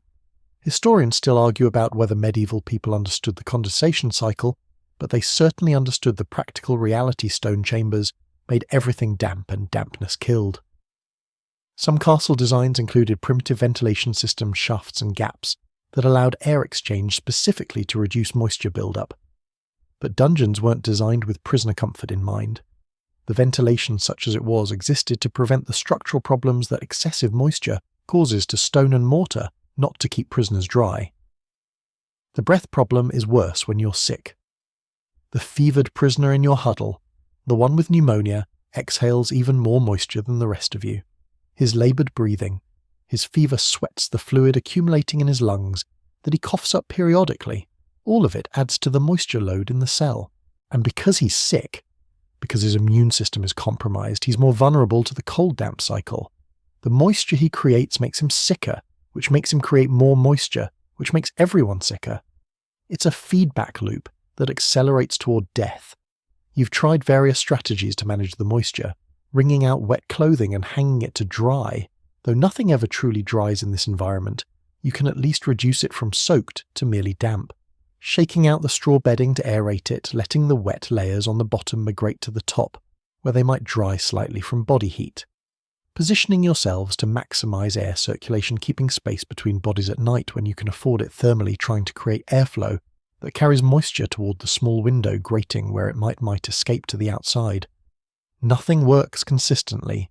The moisture wins. It always wins. Your clothing progresses from damp to wet to sodden over the course of weeks. The straw beneath you begins to rot, breaking down into black sludge that smells of decay and harbours bacteria. The walls develop a slick biofilm of mould and algae that thrives in the constant moisture.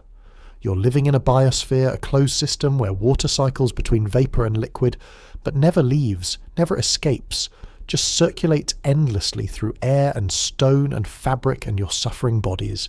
The mould is its own problem. Black mould, green mould, fuzzy white colonies spreading across damp surfaces. You breathe in the spores with every breath, and they settle in your lungs, where the warm, moist environment allows them to flourish. The coughing starts after a few weeks. Everyone develops it eventually. Deep, wet coughs that bring up phlegm and sometimes blood. Respiratory infections sweep through the cell, periodically carried on your shared breath, amplified by the moisture that keeps everything alive and multiplying. Your nose runs constantly in the cold, adding more moisture to the environment. You wipe it on your sleeve because you have nothing else, and the fabric grows stiff with dried mucus and ice when the temperature drops low enough.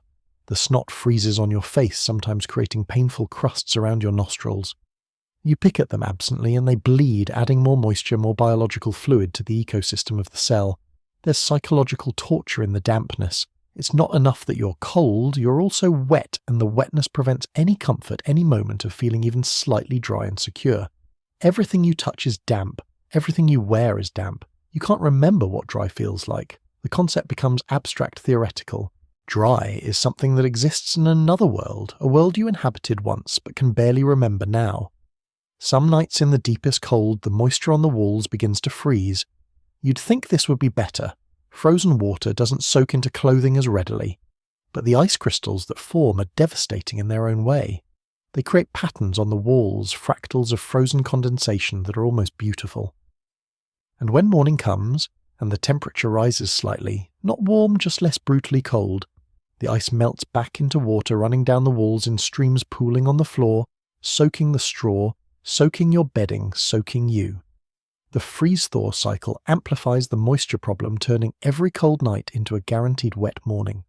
You've started breathing shallowly when you remember trying to reduce the moisture output, but you can't maintain that consciously, and the moment you forget, the moment you fall asleep or get absorbed in shivering or exercise, your breathing deepens again and the moisture pours out.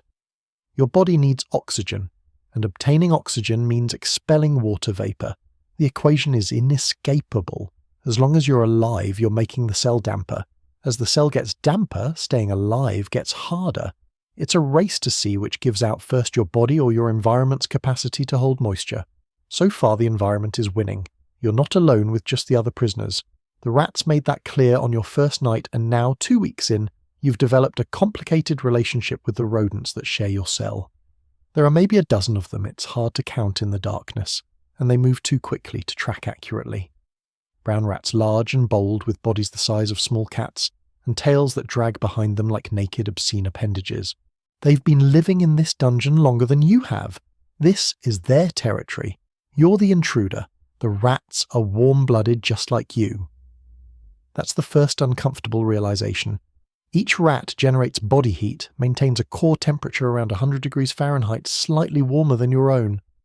And just like you, they're fighting the cold, looking for warmth, wherever they can find it. Which means they're attracted to you and your cellmates like moths to a flame. You're the biggest heat sources in their frozen kingdom, and they're not shy about claiming access to that heat. At night, when you're in the huddle, the rats join you. Not intentionally on your part, you'd prefer to keep them away, but they're persistent and clever. They approach cautiously at first, testing whether you'll fight back. A rat nose twitches near your foot. You kick at it reflexively and it scurries away. But 10 minutes later it's back, and this time it's brought friends. They've learned that humans in the deep cold are sluggish, exhausted, less likely to maintain constant vigilance. They wait for you to lower your guard and then they press in. You wake up if you were even fully asleep to find a rat curled against your stomach, nestled in the fold of your tunic where body heat accumulates. Its fur is coarse and greasy, matted with the filth of dungeon living. It's warm. That's the horrible part. The rat is warm, and that warmth feels good, feels necessary, feels like something you don't want to give up. So you don't throw it off immediately. You lie there feeling the small rapid heartbeat of the rat through your clothing, and you make a calculation. The rat is taking some of your heat, yes, but it's also providing a small amount of insulation, a living heat pack pressed against your core. The net equation might even be positive. The woman in your cell has gone further. She's befriended the rats, or at least reached an accommodation with them. She saves small portions of her food, holds out crumbs on her palm, lets the rats approach and take them gently. Over days they've learned she's not a threat.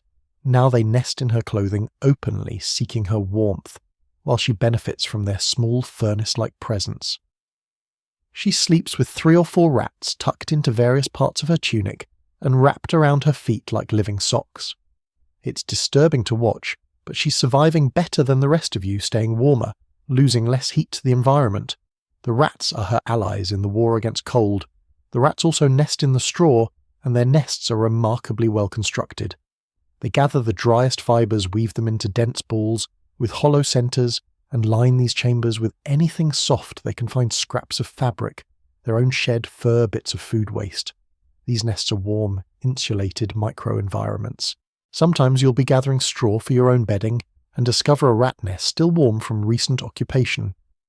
The temptation is overwhelming. Destroy the nest and take the best straw for yourself, or leave it intact, and maybe the rats will share their construction expertise. Historians still argue about the role of rats in medieval prison survival, but the archaeological evidence is clear. Rat bones and human bones are found together in dungeon excavations, in ratios that suggest cohabitation rather than simple scavenging. Medieval prisoners and rats lived in close proximity, sharing resources, competing for warmth, existing in an uneasy symbiosis born of mutual desperation. The rats eat anything. They'll gnaw on the leather of your shoes if you leave them accessible, seeking the calories in the raw hide. They'll steal food from your hands if you're not careful, darting in with remarkable speed to snatch a crust of bread before you can react. They'll even nibble on you if you're too still for too long testing. Whether you're dead yet, or whether you've transitioned from competitor to food source. You've woken up more than once to find a rat chewing experimentally on your finger, drawn by the salt or the scent or simple opportunism. The bites are painful, sharp, and they get infected easily in the filth of the cell. But the rats also provide entertainment, if you can call it that. Watching their social dynamics, their hierarchies and disputes gives you something to focus on besides your own misery. The alpha rat, you've named him King in bitter irony, controls the best nesting spots and gets first access to any food that appears. He's enormous, probably weighing 2 pounds, scarred from countless fights, missing part of one ear. He rules his colony with vicious authority, and you find yourself respecting his survival skills even as you hate his presence. The rats are also vectors for disease, though you won't understand that in medieval terms. You'll experience it as mysterious fevers, rashes, infections that spread through the cell without obvious cause. The fleas that live on the rats carry bacteria and viruses, and those fleas happily transfer to human hosts when the opportunity arises. Typhus plague, various bacterial infections, all transmitted through rat-flea-human pathways. Some prisons experienced outbreaks that killed every prisoner and several guards, the rats surviving, while their warm-blooded cellmates died around them. There's dark humour in the situation. You're imprisoned by humans who consider you less than human worth, forgetting worth starving and freezing. And in your cell, you're forced into partnership with rats, creatures humans consider vermin, disease carriers, symbols of filth and decay. The hierarchy has collapsed. Human and rat huddle together for warmth, united by biology's indifference to social status. The cold doesn't care about species. Heat is heat, and survival is survival. The rat droppings are everywhere, small dark pellets that accumulate in the straw in the corners in your bedding. You try to clean them out, but more appear constantly. The ammonia smell from rat urine becomes part of the cell's permanent atmosphere, mixing with human waste and rot and mould. You stop noticing after a while. Your nose adapts or gives up, it's hard to tell which. The smell becomes background, like the cold and the dark and the hunger. Sometimes you find dead rats. They succumb to the cold too, or to disease, or to fights with other rats. The corpses appear in the morning, small furry bodies gone rigid and cold. You should probably remove them, throw them toward the waste bucket or push them into a corner, but some prisoners don't. The older man in your cell has started collecting dead rats, piling them in a specific spot. When asked why, he just mutters something about insulation. Maybe he plans to skin them, use their pelts as material. Maybe he's losing his mind. Maybe there's no difference anymore. The woman suggests eating the rats. It's not as insane as it sounds. Rat meat is meat, protein and fat and calories that your starving body desperately needs. She's caught rats before outside prison during lean times when any food was acceptable food. She knows how to kill them quickly, how to skin them, how to cook them, though cooking is impossible here without fire. Raw rat is risky, potentially disease-carrying, but starvation makes you reconsider many things you once thought impossible. You haven't crossed that line yet, but you're thinking about it. You watch the rats more carefully now, evaluating them not as companions or nuisances, but as potential food sources. King would provide the most meat, but he's also the most dangerous to attempt catching. The smaller rats are easier prey, but barely worth the effort. The calculation is always running in the back of your mind, now calories expended versus calories gained, risk versus reward, civilization versus survival. The rats watch you, back their dark eyes reflecting what little light exists, and maybe they're making similar calculations. In the deep cold, everyone is prey, everyone is predator. The only question is who gets too weak first. Someone has to stay awake. That's the grim lesson learned after the third prisoner died frozen in his sleep while the rest of you huddled around his cooling body unaware until morning that you'd been trying to absorb warmth from a corpse. The cold kills most efficiently when you're unconscious, when your body's defenses lower and your metabolic rate drops, and hypothermia can creep through your core without triggering the alarm of shivering or discomfort. Sleep becomes dangerous. Sleep becomes death's closest cousin. So someone has to stay awake and keep watch over the living. The rotation system emerged organically without formal discussion. The first night after you found the dead man, nobody slept much anyway. You all lay awake in your huddle, hyper-aware of each other's breathing, listening for any change in rhythm that might signal someone slipping away. But you can't maintain that vigilance indefinitely. Exhaustion is cumulative, and after several nights of broken sleep, your body will take what it needs regardless of your intentions. You'll fall into microsleeps, brief unconscious moments that could stretch into permanent unconsciousness if nobody's monitoring the group. So now you take shifts, 2 hours per person rotated through the night. While 3 people sleep in the huddle, 1 stays awake sitting slightly apart, listening and watching. The watcher's job is simple in concept, impossible in execution. Stay conscious, stay alert, monitor the breathing of the sleepers, and if anyone's respiration becomes too shallow or irregular, wake them immediately. Shake them, shout at them, slap them if necessary, whatever it takes to pull them back from the edge before they slip over. Your shift starts around midnight, though time is purely estimation down here. The others are asleep or trying to sleep their breathing, creating a syncopated rhythm in the darkness. You can't see them, the cell is too dark for that, but you can hear them. The woman's breath is steady even. The older man wheezes slightly, his damaged lungs struggling. The young ransomed prisoner breathes deeply, healthily, his better nutrition evident even in his sleep. You listen to this chorus and try to detect changes, anomalies, the subtle shift from sleep breathing to dying breathing. The cold makes staying awake brutally difficult. Without movement, without the distraction of conversation or tasks, the cold settles into your bones and creates a desperate desire to curl up, to join the huddle, to let unconsciousness take you. But that's not your role right now. Your role is to suffer the cold more acutely than the others so they can sleep with slightly more security. It's not noble, it's just pragmatic. Everyone takes their turn, everyone suffers equally over the course of the night. Fair is fair even in hell. You keep yourself awake through movement and discomfort. Standing up, sitting down, pacing quietly so as not to wake the others. You run through memories, deliberately forcing your brain to work, to process, to stay active. Childhood memories, faces of people you knew, prayers you learned, songs you can't sing aloud but can recite mentally. Anything to keep the neurons firing, to prevent your consciousness from sliding toward that dangerous twilight state where you're technically awake but not really present. Historians still argue about whether the watch rotation was common practice in medieval prisons, but logic suggests it must have been. Prisoners talk to each other, share survival strategies, learn from deaths and adapt. The watch system is too obvious, too effective not to emerge anywhere that people were imprisoned in groups through cold months. It's encoded in our social evolution. Humans have always kept watch, guarding sleeping groups from predators, from enemies, from threats. In the dungeon, the threat is internal biological, but the response is the same ancient strategy. Someone stays vigilant while others rest. The hardest part of the watch is around the 90-minute mark, when your body is screaming for sleep and the cold has seeped so deep that you can barely think. This is when watchers fail, when they slump over and drift off themselves, leaving the cell unguarded. You've developed techniques to fight through it. Pain helps you pinch yourself, dig fingernails into your palms, bite your tongue. The sharp sensation jolts your nervous system, reminds your brain that there's danger, that sleep is not safe. It's primitive but effective. You also monitor yourself, checking for the signs of hypothermia that you've learned to recognize. Are your thoughts becoming muddled? Is it harder to form complete sentences in your mind? Are you feeling inappropriately warm, that paradoxical sensation that signals your temperature regulation is failing? You run through simple counting exercises 1 through 10, then backward. Recite your full name, your parents' names, the name of your village. If you start forgetting basic information, if the counting becomes difficult, you know you're in trouble and need to wake someone else. Immediately transfer the watch duty before you become another casualty. The other prisoners make small sounds in their sleep. Moans, whimpers, sometimes words you can't quite decipher.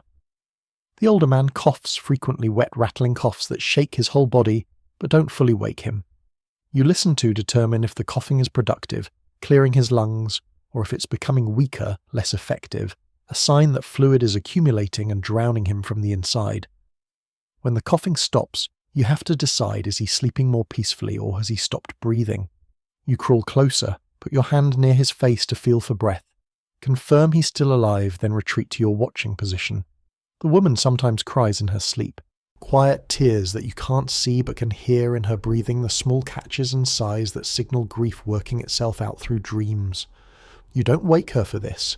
Crying isn't life-threatening, and sleep, even tearful sleep, is too precious to interrupt unnecessarily.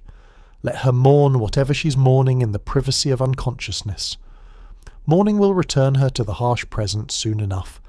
The young ransomed prisoner occasionally talks in his sleep fragments of conversations with people who aren't here. Once he called out a woman's name, his wife maybe, or his mother. The longing in his voice was raw, unguarded, the kind of vulnerability he'd never show while awake. You pretend not to hear. Everyone deserves some privacy, even here where privacy is otherwise impossible. The secrets revealed in sleep stay secrets. Your shift is ending. You can feel it in your bones, some internal clock that's learned to measure the 2-hour blocks. You reach out and touch the woman's shoulder gently. She wakes immediately. No one sleeps deeply here, and understands without words that it's her turn for the watch. You trade places, you joining the huddle, and absorbing the relative warmth of the group, her taking up the lonely vigil at the edge. No words exchanged, no thanks given. It's just the rotation, the system that keeps you all alive, one shift at a time. You settle into the warmth huddle and feel yourself begin to drift. But even as you slip toward unconsciousness, part of your brain stays alert, listening for the watcher, making sure she's awake, making sure the system is functioning. Because if the watch fails, if everyone sleeps at once, you might all die together, frozen in your huddle, the morning revealing a pile of corpses instead of a group of survivors. Trust is mandatory, but verification is instinctive. You listen for her breathing, distinct from the sleeper's slightly faster, the rhythm of wakefulness. It's there. She's on watch. You can let go. You can sleep. For now. February is when the dying accelerates. You've been tracking time by the meals. One thin serving of gruel per day means 1 day passed, and by that count it's been nearly 6 weeks since you arrived in this cell. 6 weeks of cold, and you've noticed that the death rate follows a seasonal pattern that has nothing to do with justice or guilt, or the reasons anyone was imprisoned in the first place. Winter is the judge, jury, and executioner down here, and February is when it passes most of its sentences. The castle records, if you could read them, would show this pattern clearly. A jailer's ledger from a French prison in 1347 notes 23 prisoners at the start of Winter 17 by January 11 by the end of February. March takes a few more. By April, when the worst cold finally breaks, only 7 remain. The records don't elaborate on cause of death, they don't need to. Everyone knows. Winter killed them. The cold, the damp, the accumulated damage to bodies already weakened by poor food and worse conditions. February is the harvest month for dungeon deaths. The reasons are layered and compound. By February, you've been cold for months. Your body has burned through its fat reserves, depleted its glycogen stores, exhausted the easy energy sources. Now it's cannibalizing muscle tissue to generate heat and maintain basic functions. You're literally consuming yourself to stay alive, and the math is catching up. Your body mass is down significantly. You can feel it in the looseness of your clothing, the way your ribs are prominently visible, the hollowness in your cheeks. Less body mass means less insulation, less metabolic capacity, less resilience against the cold. It's a death spiral. Cold makes you burn more calories. Burning calories makes you thinner. Being thinner makes you more vulnerable to cold. The immune system has collapsed under prolonged stress. Your white blood cell count, if it could be measured, would show dangerous deficiencies. You catch every infection that circulates through the prison. That cough that started as a minor irritation 3 weeks ago has progressed into something deeper, more concerning. The woman in your cell has developed a fever that comes and goes, making her alternately shiver and sweat, both responses draining her energy reserves. The older man's pneumonia is clearly terminal. Now everyone knows it, including him. He's just waiting each day, a small surprise that he's still breathing. Historians still argue about the relative contributions of cold versus disease versus starvation to medieval prison mortality, but the trinity worked together synergistically. The cold suppressed immune function. The starvation meant your body couldn't fight infections effectively. The disease further weakened you, making you more vulnerable to hypothermia. Remove any one factor and survival odds improve dramatically. Combine all three and February becomes a killing field. The psychological dimension matters too. By February, hope has mostly died. In November, you could tell yourself winter wouldn't be that bad, that surely they'd provide more food or straw or warmth. By December, you'd adjusted your expectations but maintained some optimism about survival. January tested that optimism severely. But February breaks something fundamental in the human spirit. It's the realization that spring is still months away, that even if you survive February, you still have to survive March, and you're already so diminished, so depleted, so close to the edge, that adding another month of suffering seems mathematically impossible. Some prisoners give up actively. You've seen it happen. The older man 3 days ago simply stopped eating. He takes his daily gruel portion, looks at it, and sets it aside for others. He's made his decision. He's going to die, that much is certain now given his pneumonia, and he's choosing to die faster to avoid prolonging the suffering. There's a grim pragmatism to it. Why drag out the inevitable? Why consume resources that others could use to survive? He doesn't articulate this reasoning, but you all understand. Nobody argues with him. Nobody forces him to eat. You accept his decision and his sacrifice, and you eat his portion, and you try not to think about the fact that you're literally surviving on his death. The deaths themselves happen mostly at night during sleep. That's when the body's defenses are lowest, when temperature regulation becomes less active, when hypothermia can finish what months of cold started. The watch system catches some of these near deaths and pulls people back, but not all. Sometimes the watcher doesn't notice the subtle change from sleep breathing to death breathing until it's too late.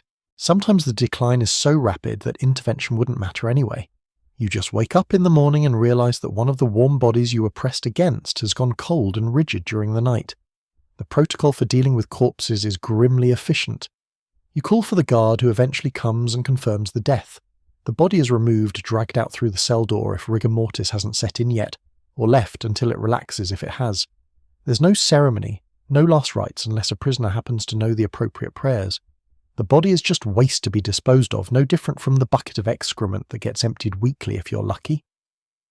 Thomas makes a note in his ledger. The castle's financial records get updated if the prisoner had any value or outstanding debts. Then the cell door closes again, and life continues for the survivors, compressed into a smaller huddle now with one less person generating heat. The corpse represents temporary resources. Before the guards come in those few minutes or hours while you wait, decisions have to be made. The dead person's clothing, does it stay with them or get redistributed among survivors? Medieval morality had complex rules about respecting the dead and their property, but in a freezing cell with living people desperate for insulation, those rules become flexible.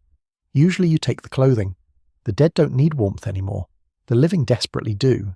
You try to be respectful about it, whispering apologies or prayers while you strip wool tunics and hose from cooling bodies, but you do it nonetheless. Survival requires pragmatism that would horrify your better self in better circumstances. The emotional toll accumulates. Each death is a reminder that you could be next, that the margins are razor thin, that luck and genetics and random chance play huge roles in who survives February and who becomes another tally in Thomas's ledger. You try not to form attachments to fellow prisoners, try not to learn too much about their lives outside these walls, but you fail at that. You know, the older man has grandchildren he's never met, that the woman was accused of witchcraft after her husband died mysteriously, that the young ransomed prisoner is terrified his family won't complete payment in time. These aren't just bodies in your huddle, they're people, and watching them die erodes something essential in you, some capacity for hope or joy or basic humanity. The castle administration doesn't care about February mortality rates, except insofar as they affect valuable prisoners.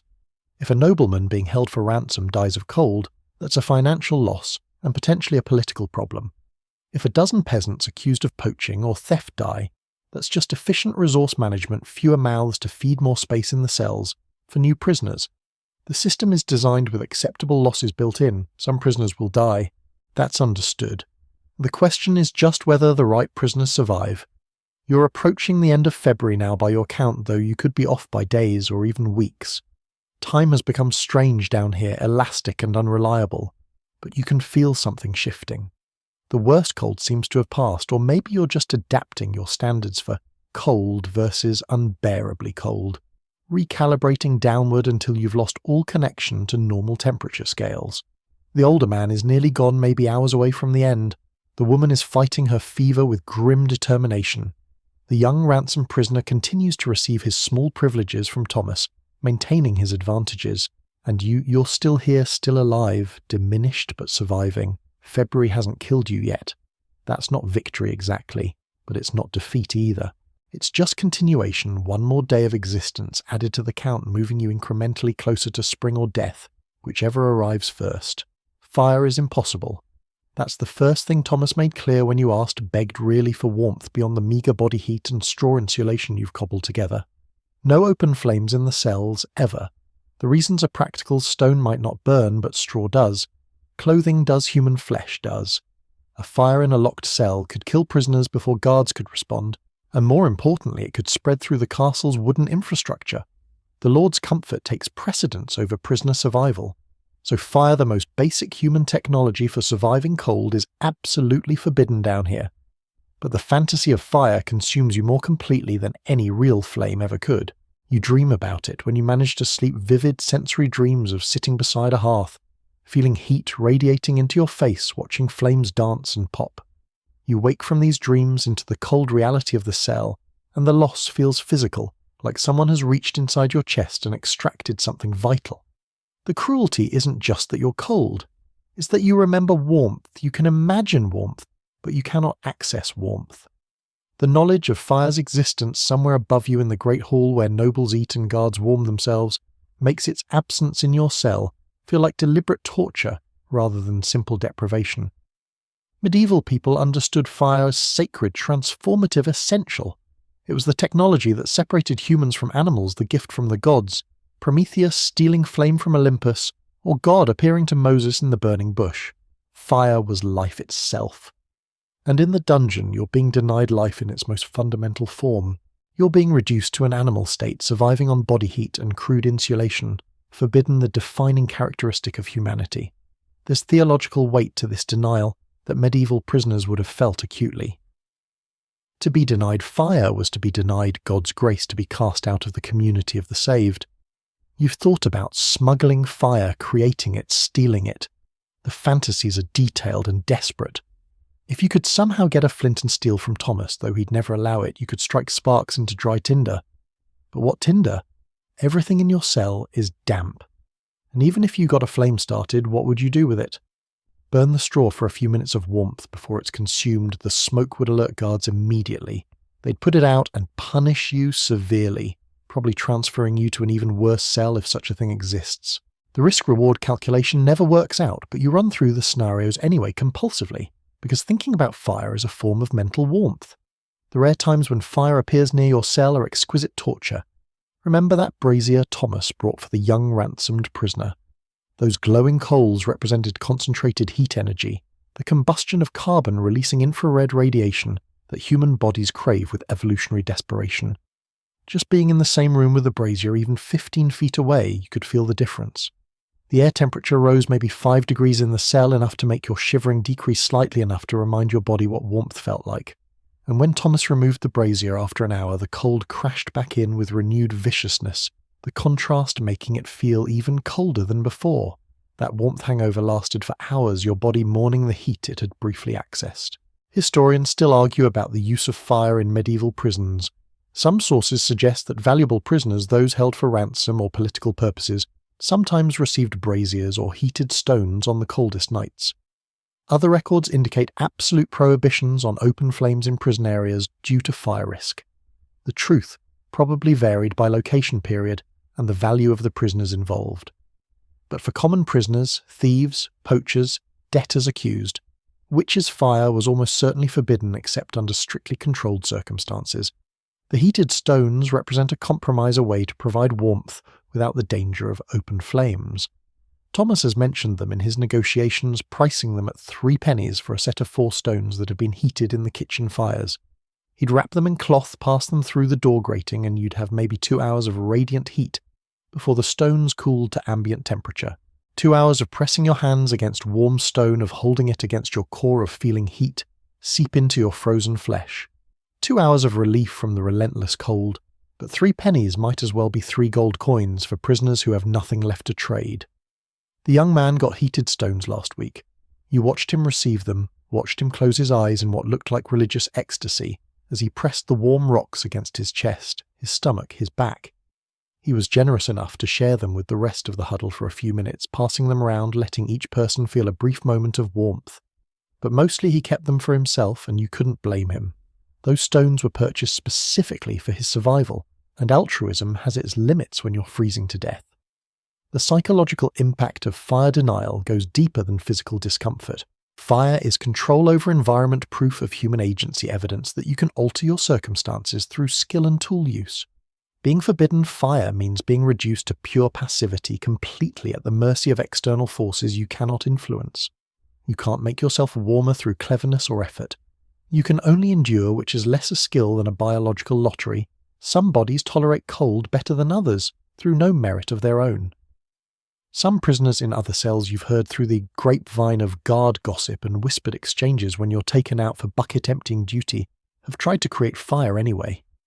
One man supposedly rubbed sticks together for hours, trying to generate friction heat sufficient to ignite dry wood shavings he'd carefully dried inside his clothing. He never got more than warm wood, not even smoke, much less flame. The effort exhausted him, and he died the next night from the calories wasted on the futile attempt. The story circulates as a warning: don't try to outsmart the system. Accept the cold, accept the deprivation. Fighting it only accelerates your death. But the yearning doesn't stop.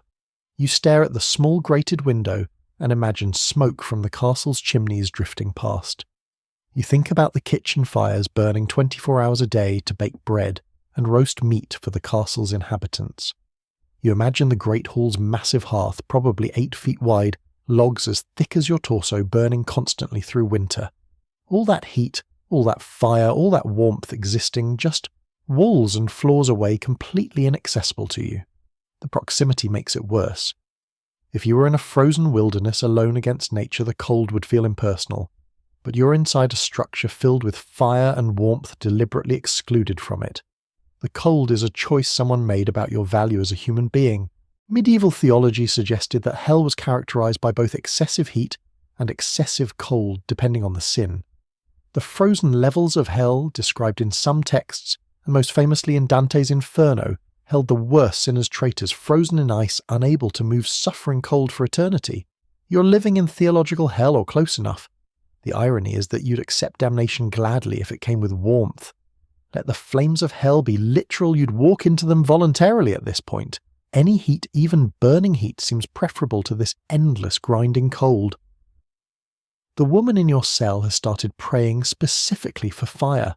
Not for freedom, not for justice, not for her fever to break, just for fire. She whispers the prayers, constantly mixing Christian liturgy with older folk invocations that probably predate Christianity in Europe.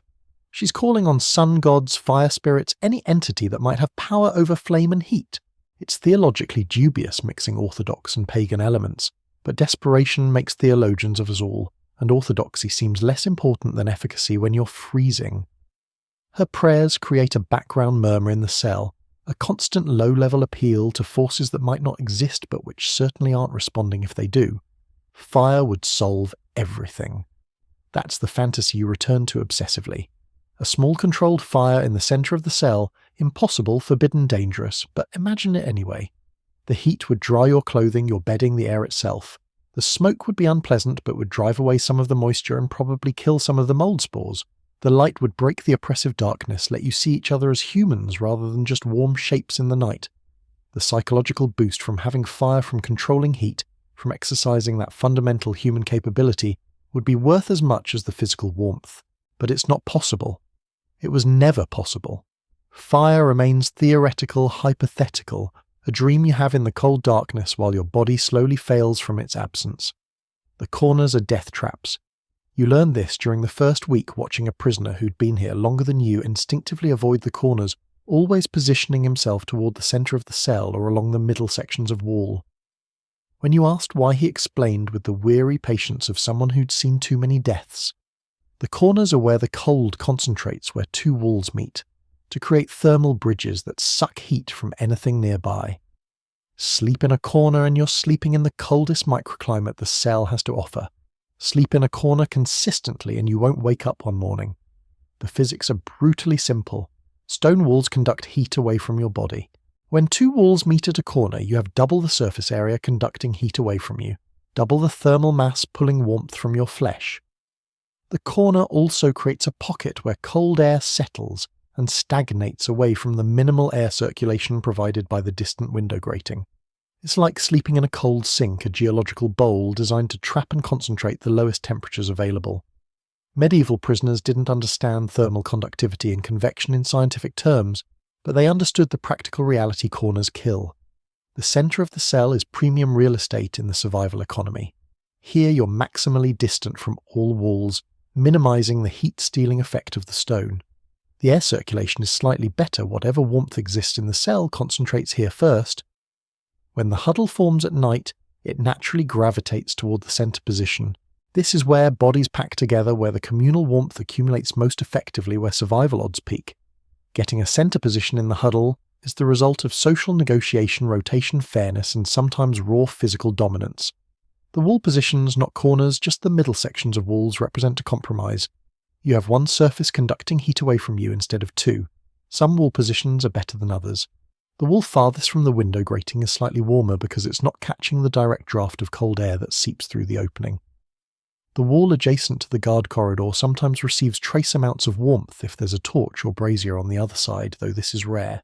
Prisoners learn to map these microclimates, memorizing which sections of floor are relatively drier, which walls are marginally less cold, where to position yourself for maximum survival advantage.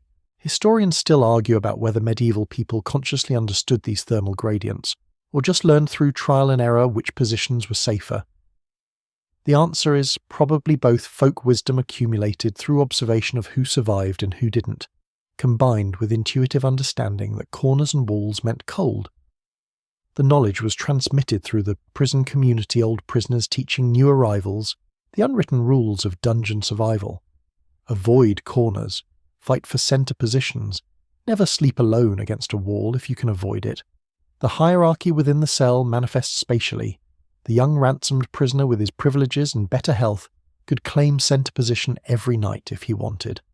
Sometimes he does, but the social contract of the huddle requires rotation sharing of the best positions, or the cooperative system breaks down and everyone suffers. So most nights the centre position rotates among the four of you, a different person getting the warmest spot each night. It's fair, it maintains group cohesion, and it means everyone gets survival benefits equally distributed over time. But there are exceptions. The sick older man has been given centre position more frequently recently as his condition deteriorates. It's a kind of triage. He needs the warmth most desperately, and depriving him of it would be an execution sentence. You all silently agree to this deviation from the rotation without discussing it explicitly. When his turn comes for an outer position, someone just takes his spot instead, and he shuffles to the centre without comment. He knows he's dying. You know he's dying. Giving him the warmest position won't save him, but it might give him a few more days or weeks, and those days matter to him, even if they're agony. The outer edge positions in the huddle are the most dangerous at night. This is where one entire side of your body faces open air exposed to the full cold of the cell, with only the warmth from the person behind you providing any insulation. The temperature differential between inside the huddle and outside can be 10 or 15 degrees, not enough to be comfortable, but enough to mean the difference between hypothermia and survival. Being on the outside edge means you'll wake up multiple times through the night too cold to stay asleep, forced to exercise or shift position, or wake someone to trade spots. There's a position worse than outside edge alone in the corner. This is where you go when you're being punished by the group when you've violated some social contract or stolen food or created conflict that threatens collective survival. The corner exile is informal justice mob punishment, a way for prisoners to discipline each other without guard involvement. Spend a night alone in a corner, and you'll learn your lesson quickly if you survive. The cold becomes personal there, intimate, a presence that wraps around you with focused malice. Many prisoners who get corner exiled for the night emerge chastened, hypothermic, and desperate to rejoin the group's good graces. The woman in your cell spent one night in corner exile early in your imprisonment after she was caught hoarding an extra portion of bread she had received from her daughter. The group consensus was that hoarding violated the sharing compact that kept everyone alive. She needed to be punished. So she spent the night alone, pressed into the corner farthest from the huddle, shivering violently while the rest of you maintained the warmth circle without her. By morning she was barely conscious, lips, blue fingers numb to the point of possible frostbite. She learned her lesson. She's never hoarded since sharing every scrap that comes her way, and she's been welcomed back into the huddle with the implicit understanding that first violations get one warning. Second violations might be fatal. The corners also collect the worst of the cell's moisture and filth. Water runs down the walls and pools in corners. The waste bucket sits in one corner by default because corners are already the most undesirable space and might as well concentrate all negative aspects there. Mold grows thickest in corners where moisture accumulates and air circulation is worst. Rats nest in corners, taking advantage of the same protective geometry that makes them dangerous for humans. The two walls provide security from multiple angles. When you're forced to the corner for any reason, you're competing with rats for space and dealing with the wettest, filthiest, coldest section of your prison. Some corners are marked with dark stains that might be blood, might be mold, might be the residue of bodies that died there and leaked fluids as they decomposed. Nobody talks about these stains directly, but everyone knows what they represent. The corners are haunted, not literally, probably, though medieval prisoners certainly believed in ghosts and spirits, but psychologically. They're where hope goes to die, where the weakest prisoners get pushed by the group's survival calculus, where the cold and the dark and the isolation compound into something that breaks people before it kills them. You're in a wall position tonight, not corner but not centre either. You've got the sick older man pressed against your front providing some warmth, and the cold stone wall against your back pulling heat away continuously. It's tolerable barely. You can survive this position for the night if you stay in the huddle, if the watch rotation functions properly, if you don't slip into too deep sleep. In a few hours you might negotiate a position trade with someone shifting towards centre, or at least to a wall section that's marginally less cold. The spatial politics of survival continue constantly, a chess game played in darkness with body heat, as currency and death as checkmate. You're still in the game. That's something. The corners are there waiting cold and patient and deadly, but you're not there tonight. Tonight you're still human enough, valuable enough, strong enough to maintain a position that might let you see another dawn. The older man has started rubbing garlic on his chest. You can smell it in the close quarters of the huddle, sharp, pungent, cutting through the usual miasma of sweat and waste and decay. He's convinced it will protect him from the cold sickness, the fluid accumulating in his lungs, the death he can feel approaching. The garlic came from the woman's daughter, smuggled in along with a small piece of cheese, and whispered instructions about its medicinal properties. Folk medicine passed down through generations, mixing herbal knowledge with superstition and desperate hope. Medieval medicine understood illness through the theory of humours, the balance of blood phlegm, yellow bile and black bile that supposedly governed health. Cold and damp were considered external forces that could disturb this balance, pushing the body toward excess phlegm, creating the respiratory illnesses that killed so many prisoners. The treatments were elaborate and mostly useless bloodletting to remove excess humours, poultices of herbs, to draw out bad air prayers and charms to invoke divine protection. But some remedies had genuine if limited value, and prisoners clung to them with religious fervour because they represented action, control, hope. Garlic was considered a warming herb, something that could counteract cold and damp.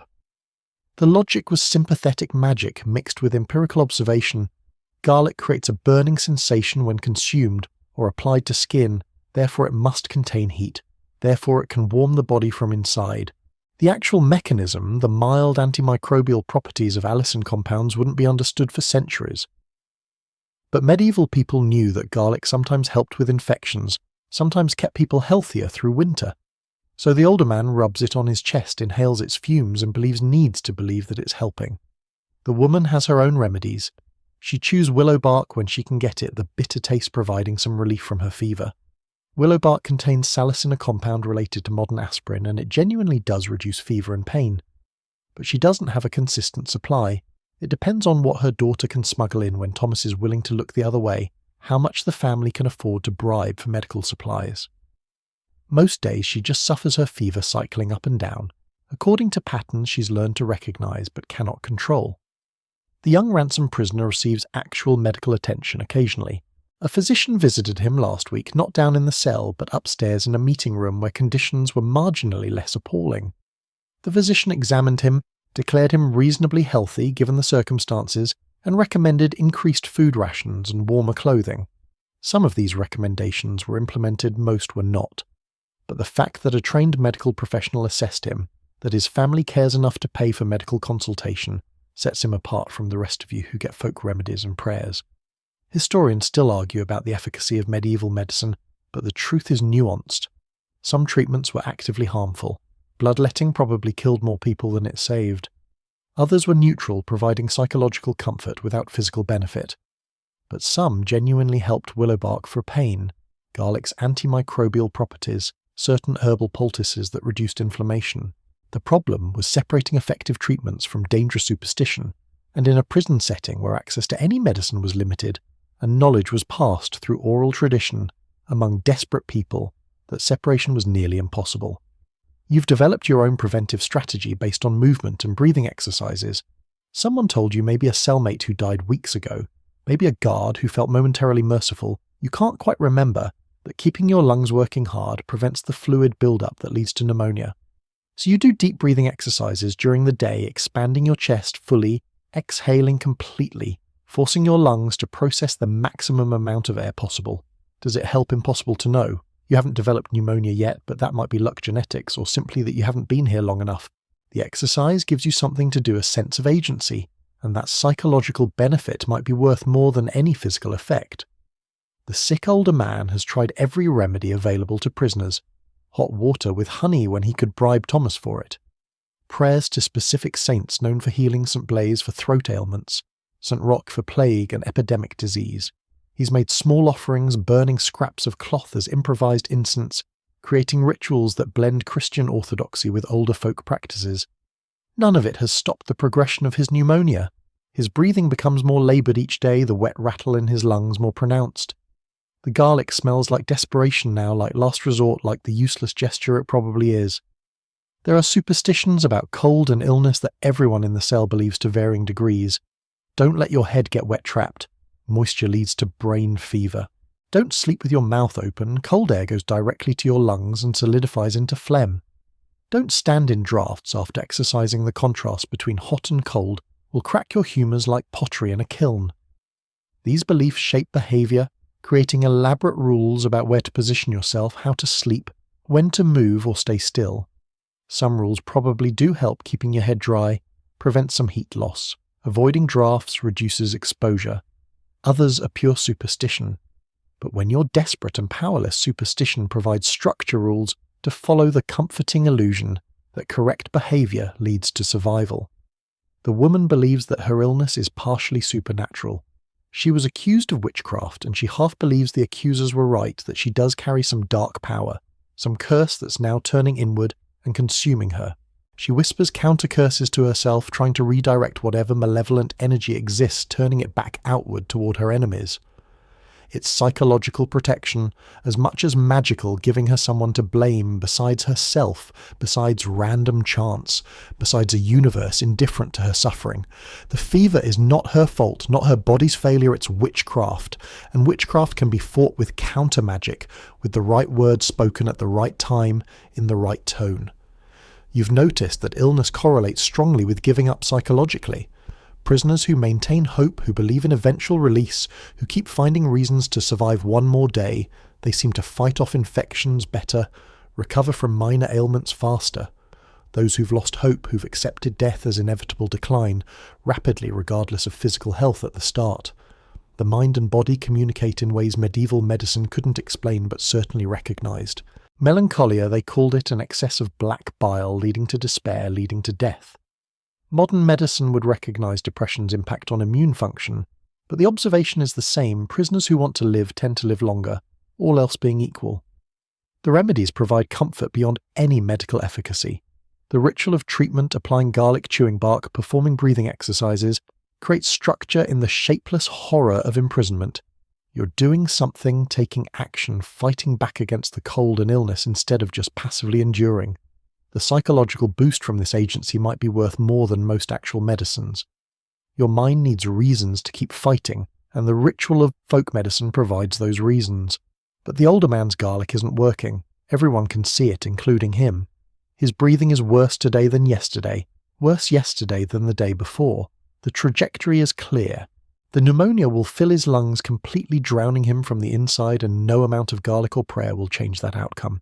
Yet he continues the ritual, rubbing the pungent cloves on his chest every few hours, because what else is there to do? Give up explicitly. Accept death without resistance. The garlic lets him die. Fighting lets him maintain dignity and agency until the very end. Maybe that's the real medicine, not the chemical compounds in the herb, but the psychological armour it provides against despair. And in a medieval dungeon in February with death approaching on cold feet, that armour might be the most valuable remedy available. The cold has entered your mind. That's the realization that hits you sometime around week 7, when you notice that your thoughts have slowed, thickened, become syrupy and difficult to hold on to. Simple calculations that once came easily counting the days, estimating time between meals, tracking the rotation schedule for the watch now require enormous effort.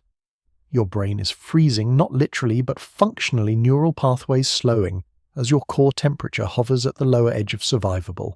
The cold isn't just attacking your body anymore. It's colonizing your consciousness. Depression in cold conditions follows predictable patterns that medieval people recognized even without modern psychological terminology. The despair starts as sadness, grief for your former life, and lost freedom. That's normal, even healthy, irrational response to imprisonment. But as the cold grinds on week after week, the sadness deepens into something more pathological. Colours fade from your memory until you can barely recall what green grass or blue sky look like. Emotions flatten. Things that should matter, the prospect of released thoughts of family plans for the future, become abstract, distant, unreal. You're experiencing cold-induced anhedonia, the inability to feel pleasure or hope, and it's as dangerous as hypothermia, because it removes the will to survive. The woman talks to herself constantly now. Not prayers exactly, though some of it sounds like prayer. Mostly it's a running monologue about her life before her husband, her garden, her daughter as a child, meals she cooked, festivals she attended.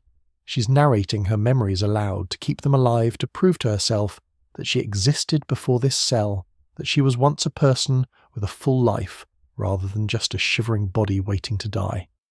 The talking is her tether to sanity, the thread connecting her present suffering to her past identity. When she stops talking, and eventually everyone does, that's when you'll know she's given up. The young ransomed prisoner has developed a facial tic, an involuntary twitch near his left eye that happens every few seconds. Stress-induced probably, or possibly a symptom of mild hypothermia, affecting his nervous system. He's not aware of it, you've mentioned it once, and he looked confused, couldn't feel the muscle spasm that's clearly visible to everyone else.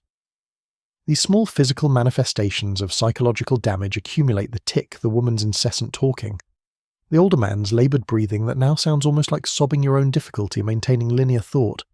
The cell is breaking all of you in different ways, finding individual weaknesses and exploiting them. Time has become completely unreliable. You think it's been 7 weeks since your imprisonment began, but you're not confident. Could be 6, could be 8. Days blend together in the darkness and cold. Sometimes you wake up and realize hours have passed in what felt like minutes. Your mind simply checking out, consciousness dimming to conserve energy. Other times, minutes stretch into apparent hours, each second of cold and discomfort, dilating into subjective eternity. Medieval prisoners didn't have words for dissociation or fugue states, but they experienced them, the mind's defense mechanism against unendurable circumstances. You're not fully present anymore.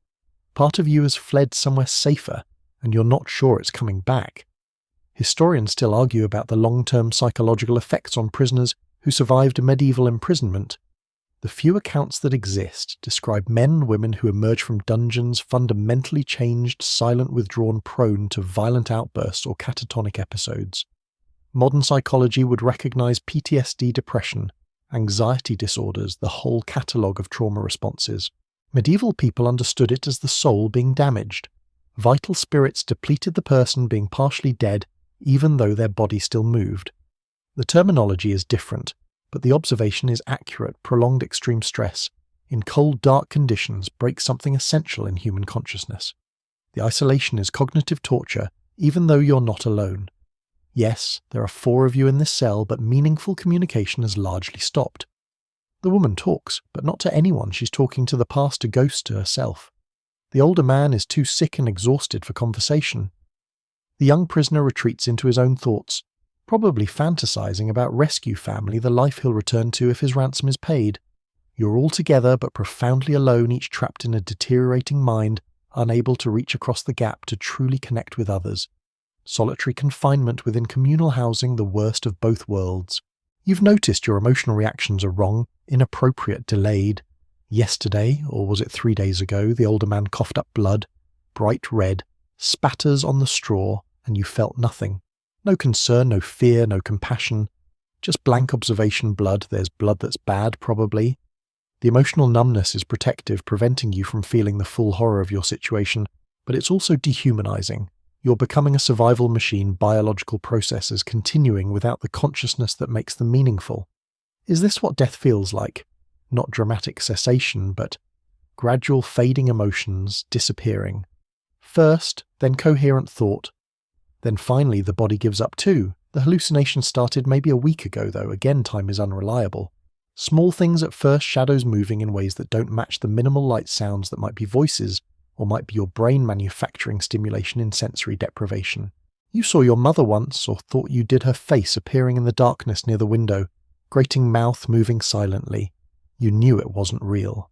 The rational part of your brain understood it was hallucination.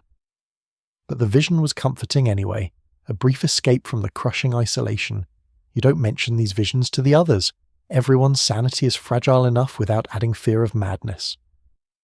The cold creates a peculiar cognitive trap.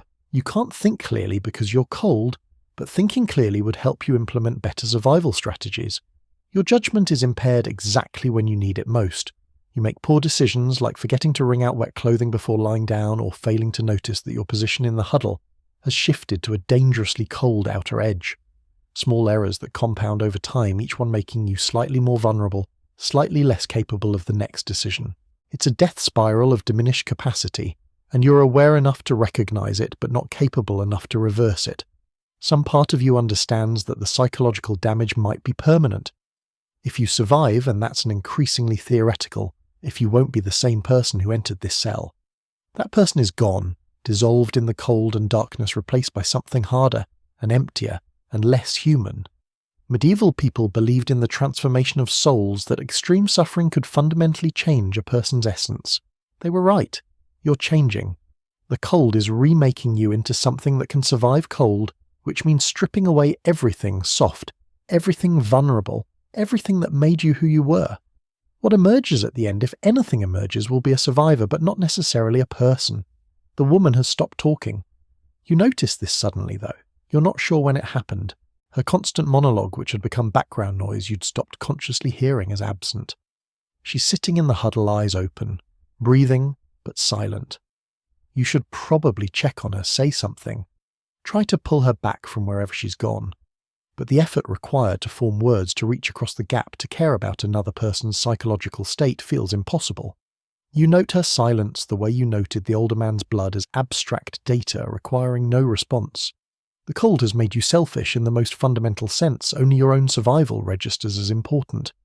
Everything and everyone else is just environmental factors, obstacles or resources, no longer fellow humans worthy of empathy. And the worst part is you barely care that you've become this.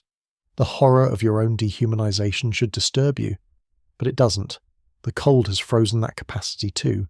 Spring is coming. You can feel it in ways that don't quite make rational sense. The angle of the thin light through the window. Grating seems different, less grey, more tentatively golden. The temperature might be slightly less brutal, though it's hard to tell when you've lost all calibration for what cold versus unbearably cold means. But something is shifting. The birds you can occasionally hear outside sound different, more active, engaging in territorial calls rather than just desperate survival chirping. March has arrived, or maybe it's already April. You've lost precise count, but the seasons are changing with or without your awareness, and that change represents the first real hope you've felt in months.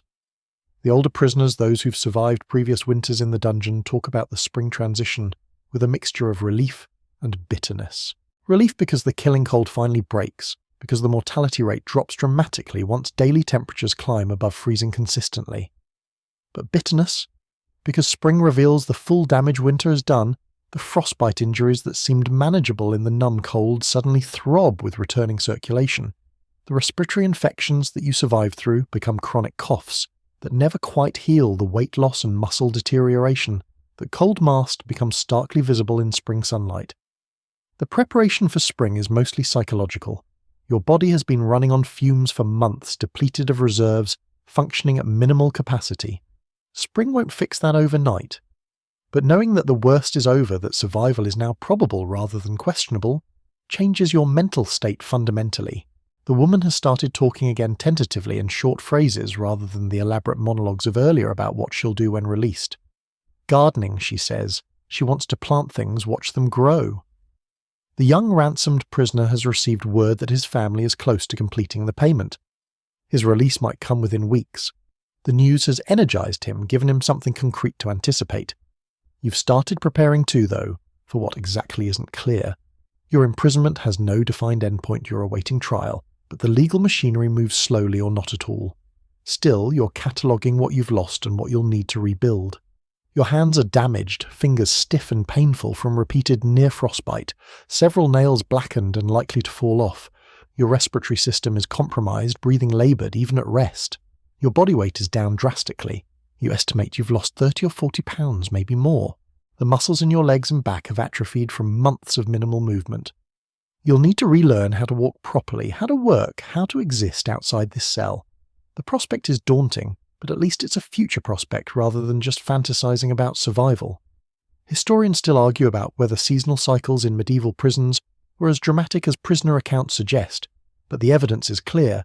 Winter killed spring, saved the pattern. Repeated annually with predictable regularity. Castle records show prisoner populations dropping through winter months and stabilizing or growing in spring as new arrests occurred, and winter survivors recovered enough to be transferred or released. The seasonal rhythm governed everything from food supplies. Spring meant fresh vegetables, milk eggs to judicial activity with trials and executions, often scheduled for warmer months when transporting prisoners and assembling courts was logistically easier.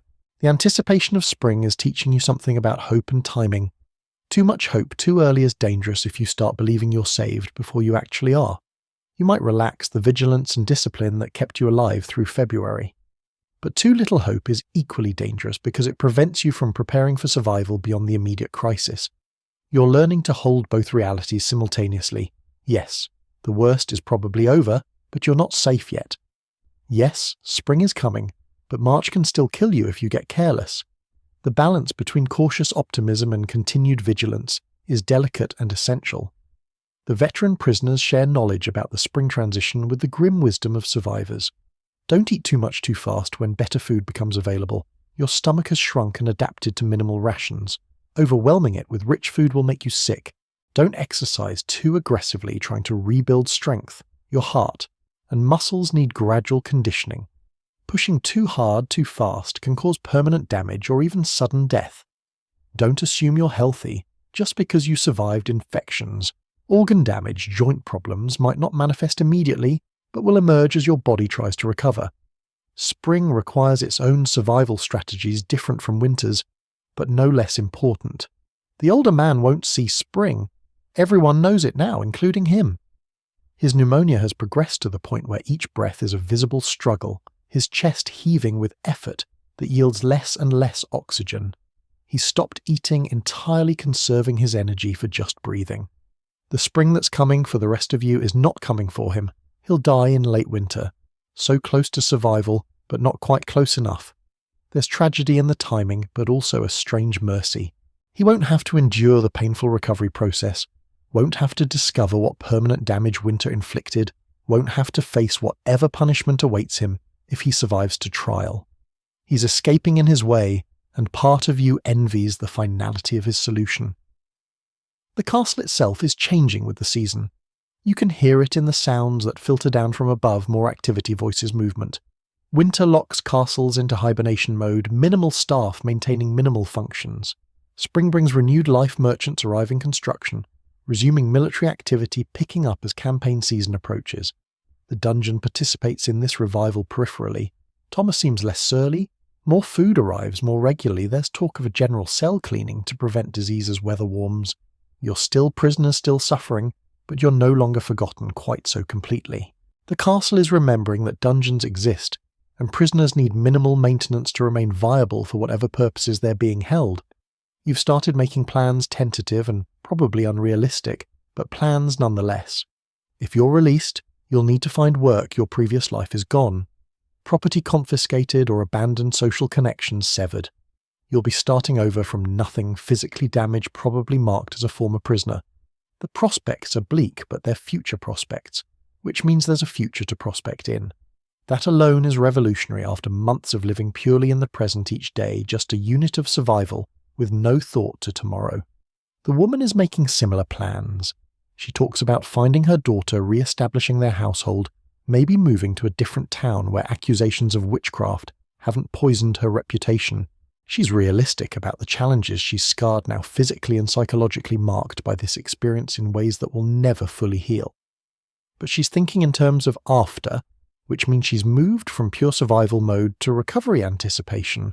That shift is profound, changing how she approaches each day, giving her reasons to maintain strength rather than just avoid death. The young ransomed prisoner is already mentally gone. His body remains in the cell, participating in the huddle, eating his meals, but his consciousness is elsewhere, planning his return to noble life, fantasizing about the meals he'll eat and the baths he'll take and the soft beds he'll sleep in. He talks about these plans constantly now, almost compulsively, describing in elaborate detail the feast he'll host once he's home, the new clothes he'll commission, the horses he'll ride. It's annoying in its privilege he gets to anticipate comfort, while the rest of you anticipate just the absence of this specific suffering, but it's also contagious. His certainty that there's life after this cell, that survival leads somewhere worth surviving, to gives everyone else permission to hope. Spring won't solve everything. You understand that clearly. The trauma of this winter will mark all of you permanently. The physical damage might or might not heal. The psychological scars will definitely persist. You'll flinch at cold for the rest of your life. Probably develop elaborate rituals around warmth and security. Carry permanent fear of abandonment and confinement. Medieval society had no therapy, no rehabilitation programs, no support systems for trauma survivors. You'll just have to integrate this experience into your life and continue damaged but functional, scarred but alive. But at least you'll be warm, at least you'll see the sun, at least you'll have survived when so many didn't. Spring is coming, and with it the promise that human beings can endure almost anything and still find reasons to keep breathing. Morning arrives differently now. The light through the window grating carries a warmth that isn't just psychological. You can feel it on your face when the angle is right. Actual solar heat penetrating the dungeon's perpetual chill. It's maybe late March, possibly early April. The older man died 3 nights ago, his breathing finally stopping during a watch shift you weren't responsible for, and his absence has changed the dynamics of the huddle, in ways both practical and emotional. 3 bodies generate less collective warmth than 4, but they also require less coordination, less negotiation over positions and rotation schedules. Thomas came for the body the morning after death, dragging it out without ceremony, while the 3 of you watched in silence. He didn't say anything about the death one less prisoner to track one less mouth, to feed just another tally in his ledger. But as he was leaving, he mentioned casually that the castle's lord might tour the dungeons next week, which meant cleaning would happen, which meant you might get fresh straw and a bucket emptying whether you'd paid for it or not. Small mercies driven by aristocratic vanity rather than humanitarian concern, but you'd take them. Survival has taught you to accept help from any source for any reason. The morning ritual has evolved into something almost meditative. You wake those of you who slept and slowly extract yourselves from the huddle. The separation is gradual, reluctant bodies clinging to shared warmth until the last possible moment. Then comes the inventory, checking extremities for new frostbite damage that might have occurred overnight, wiggling fingers and toes to confirm they still function, taking stock of pain levels and new symptoms. The woman's fever broke finally 2 days ago, leaving her weak but clear-headed. The young prisoner's tic has lessened, perhaps because spring's approach has eased some of his stress. You've developed a chronic cough that won't quit, probably permanent damage from months of cold and damp, but at least you're still breathing. You check who's still alive. It sounds grim said so plainly, but it's necessary. 3 of you went to sleep. 3 of you need to wake up. The count is correct this morning. Everyone survived the night. In February that would have been cause for celebration. In late March it's expected, but still quietly acknowledged. You've made it this far together, this reduced group of survivors, and barring catastrophic bad luck or sudden illness, you'll probably all see April. That probability has shifted from unlikely to likely, and the psychological relief is profound. The sounds from above have changed character entirely. You can hear what might be construction hammering, sawing voices calling instructions, spring rebuilding after winter damage. The castle is repairing itself, and by extension, the larger world is resuming function. Armies will march soon if they haven't already. Courts will convene. Trade will intensify. The machinery of medieval society is waking from winter hibernation, and you exist in the margins of that awakening, forgotten, but not entirely abandoned, suffering, but no longer in immediate danger of death by cold. Historians studying medieval prisons note that survival rates improve dramatically in spring, not just because of temperature, but because of renewed attention. Lords and administrators who'd ignored dungeons through winter too cold to visit, too dark to inspect properly, would tour facilities in spring notice problems, order minimal improvements. Prisoners who'd been invisible became visible again, at least temporarily. This visibility rarely led to release or significantly better conditions, but it often meant basic maintenance, fresh straw cell cleaning repair, of structural damage removal of corpses that had been left to rot through winter.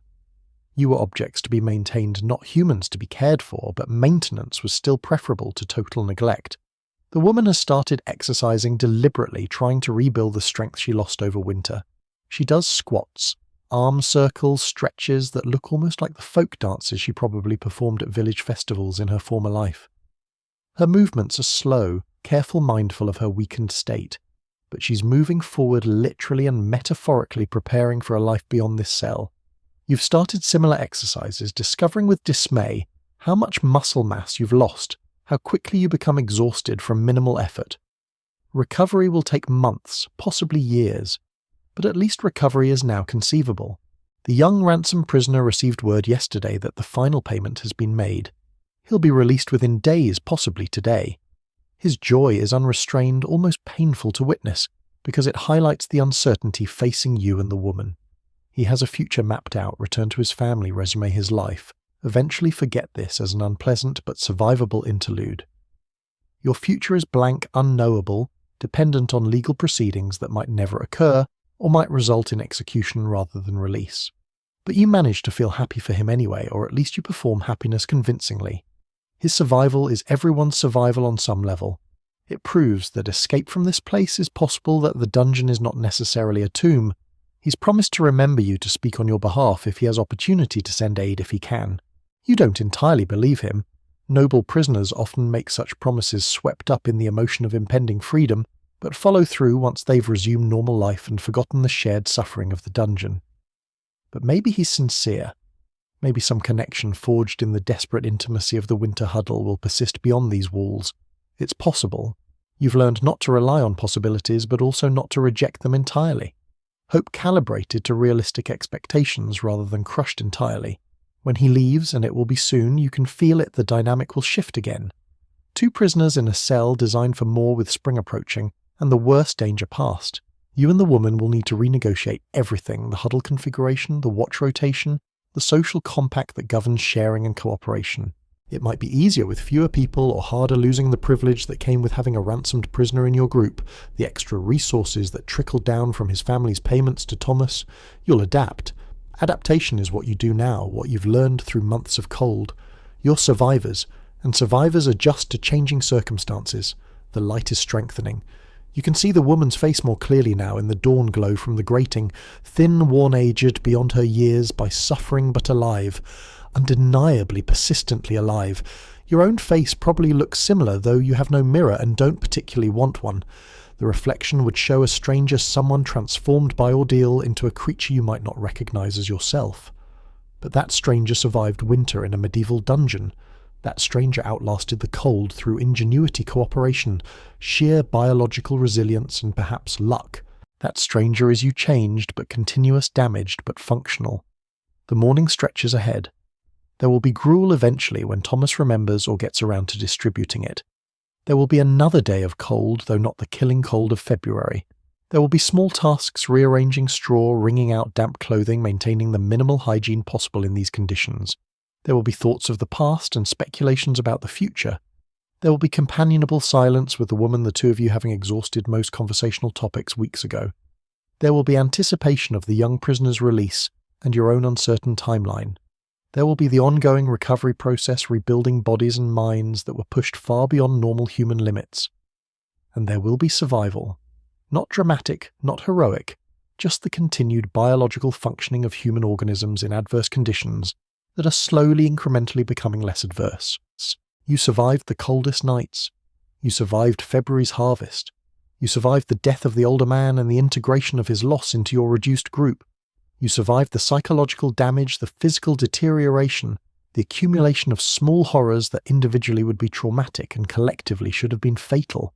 You survived, and now, in the strengthening spring light, you can begin to imagine what comes after survival. Not happiness necessarily, and not restoration to your former life that's gone forever, but something: continuation. The next chapter.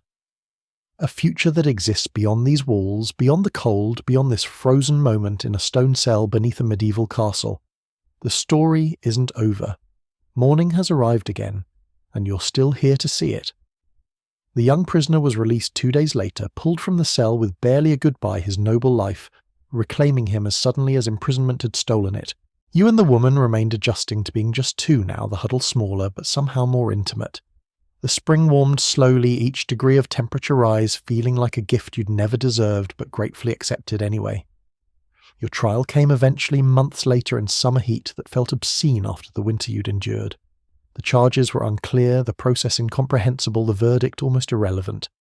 You were released, not pardoned, but simply released the legal machinery grinding forward and spitting you back into a world that had continued without you.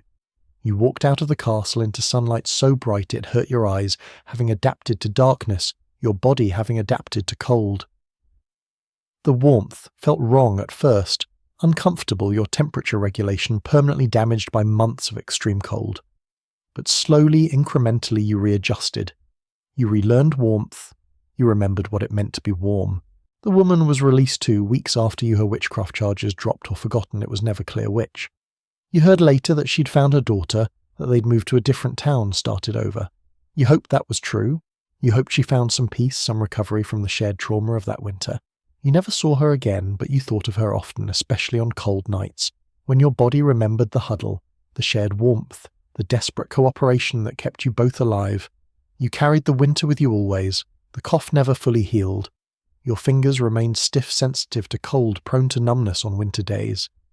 Your dreams returned often to the cell, the darkness, the cold that felt like a living presence. But you survived. You lived decades more, had experiences both joyful and painful, built some approximation of a life from the ruins of your imprisonment. The dungeon shaped you, but didn't define you completely. You were more than just a survivor, though survival remained your proudest and most painful achievement. And sometimes, on the coldest nights of winter, you'd wake in your warm bed with blankets and fire and all the comforts of freedom, and you'd think about those who didn't make it. The older man who died so close to spring. The countless other prisoners in countless other cells who froze in the dark, forgotten, mourned by no one. You'd remember them in the only way possible, by surviving, by bearing witness, by refusing to let the memory of that cold die even as you yourself continued living in the warmth. They died in the cold. You lived through it.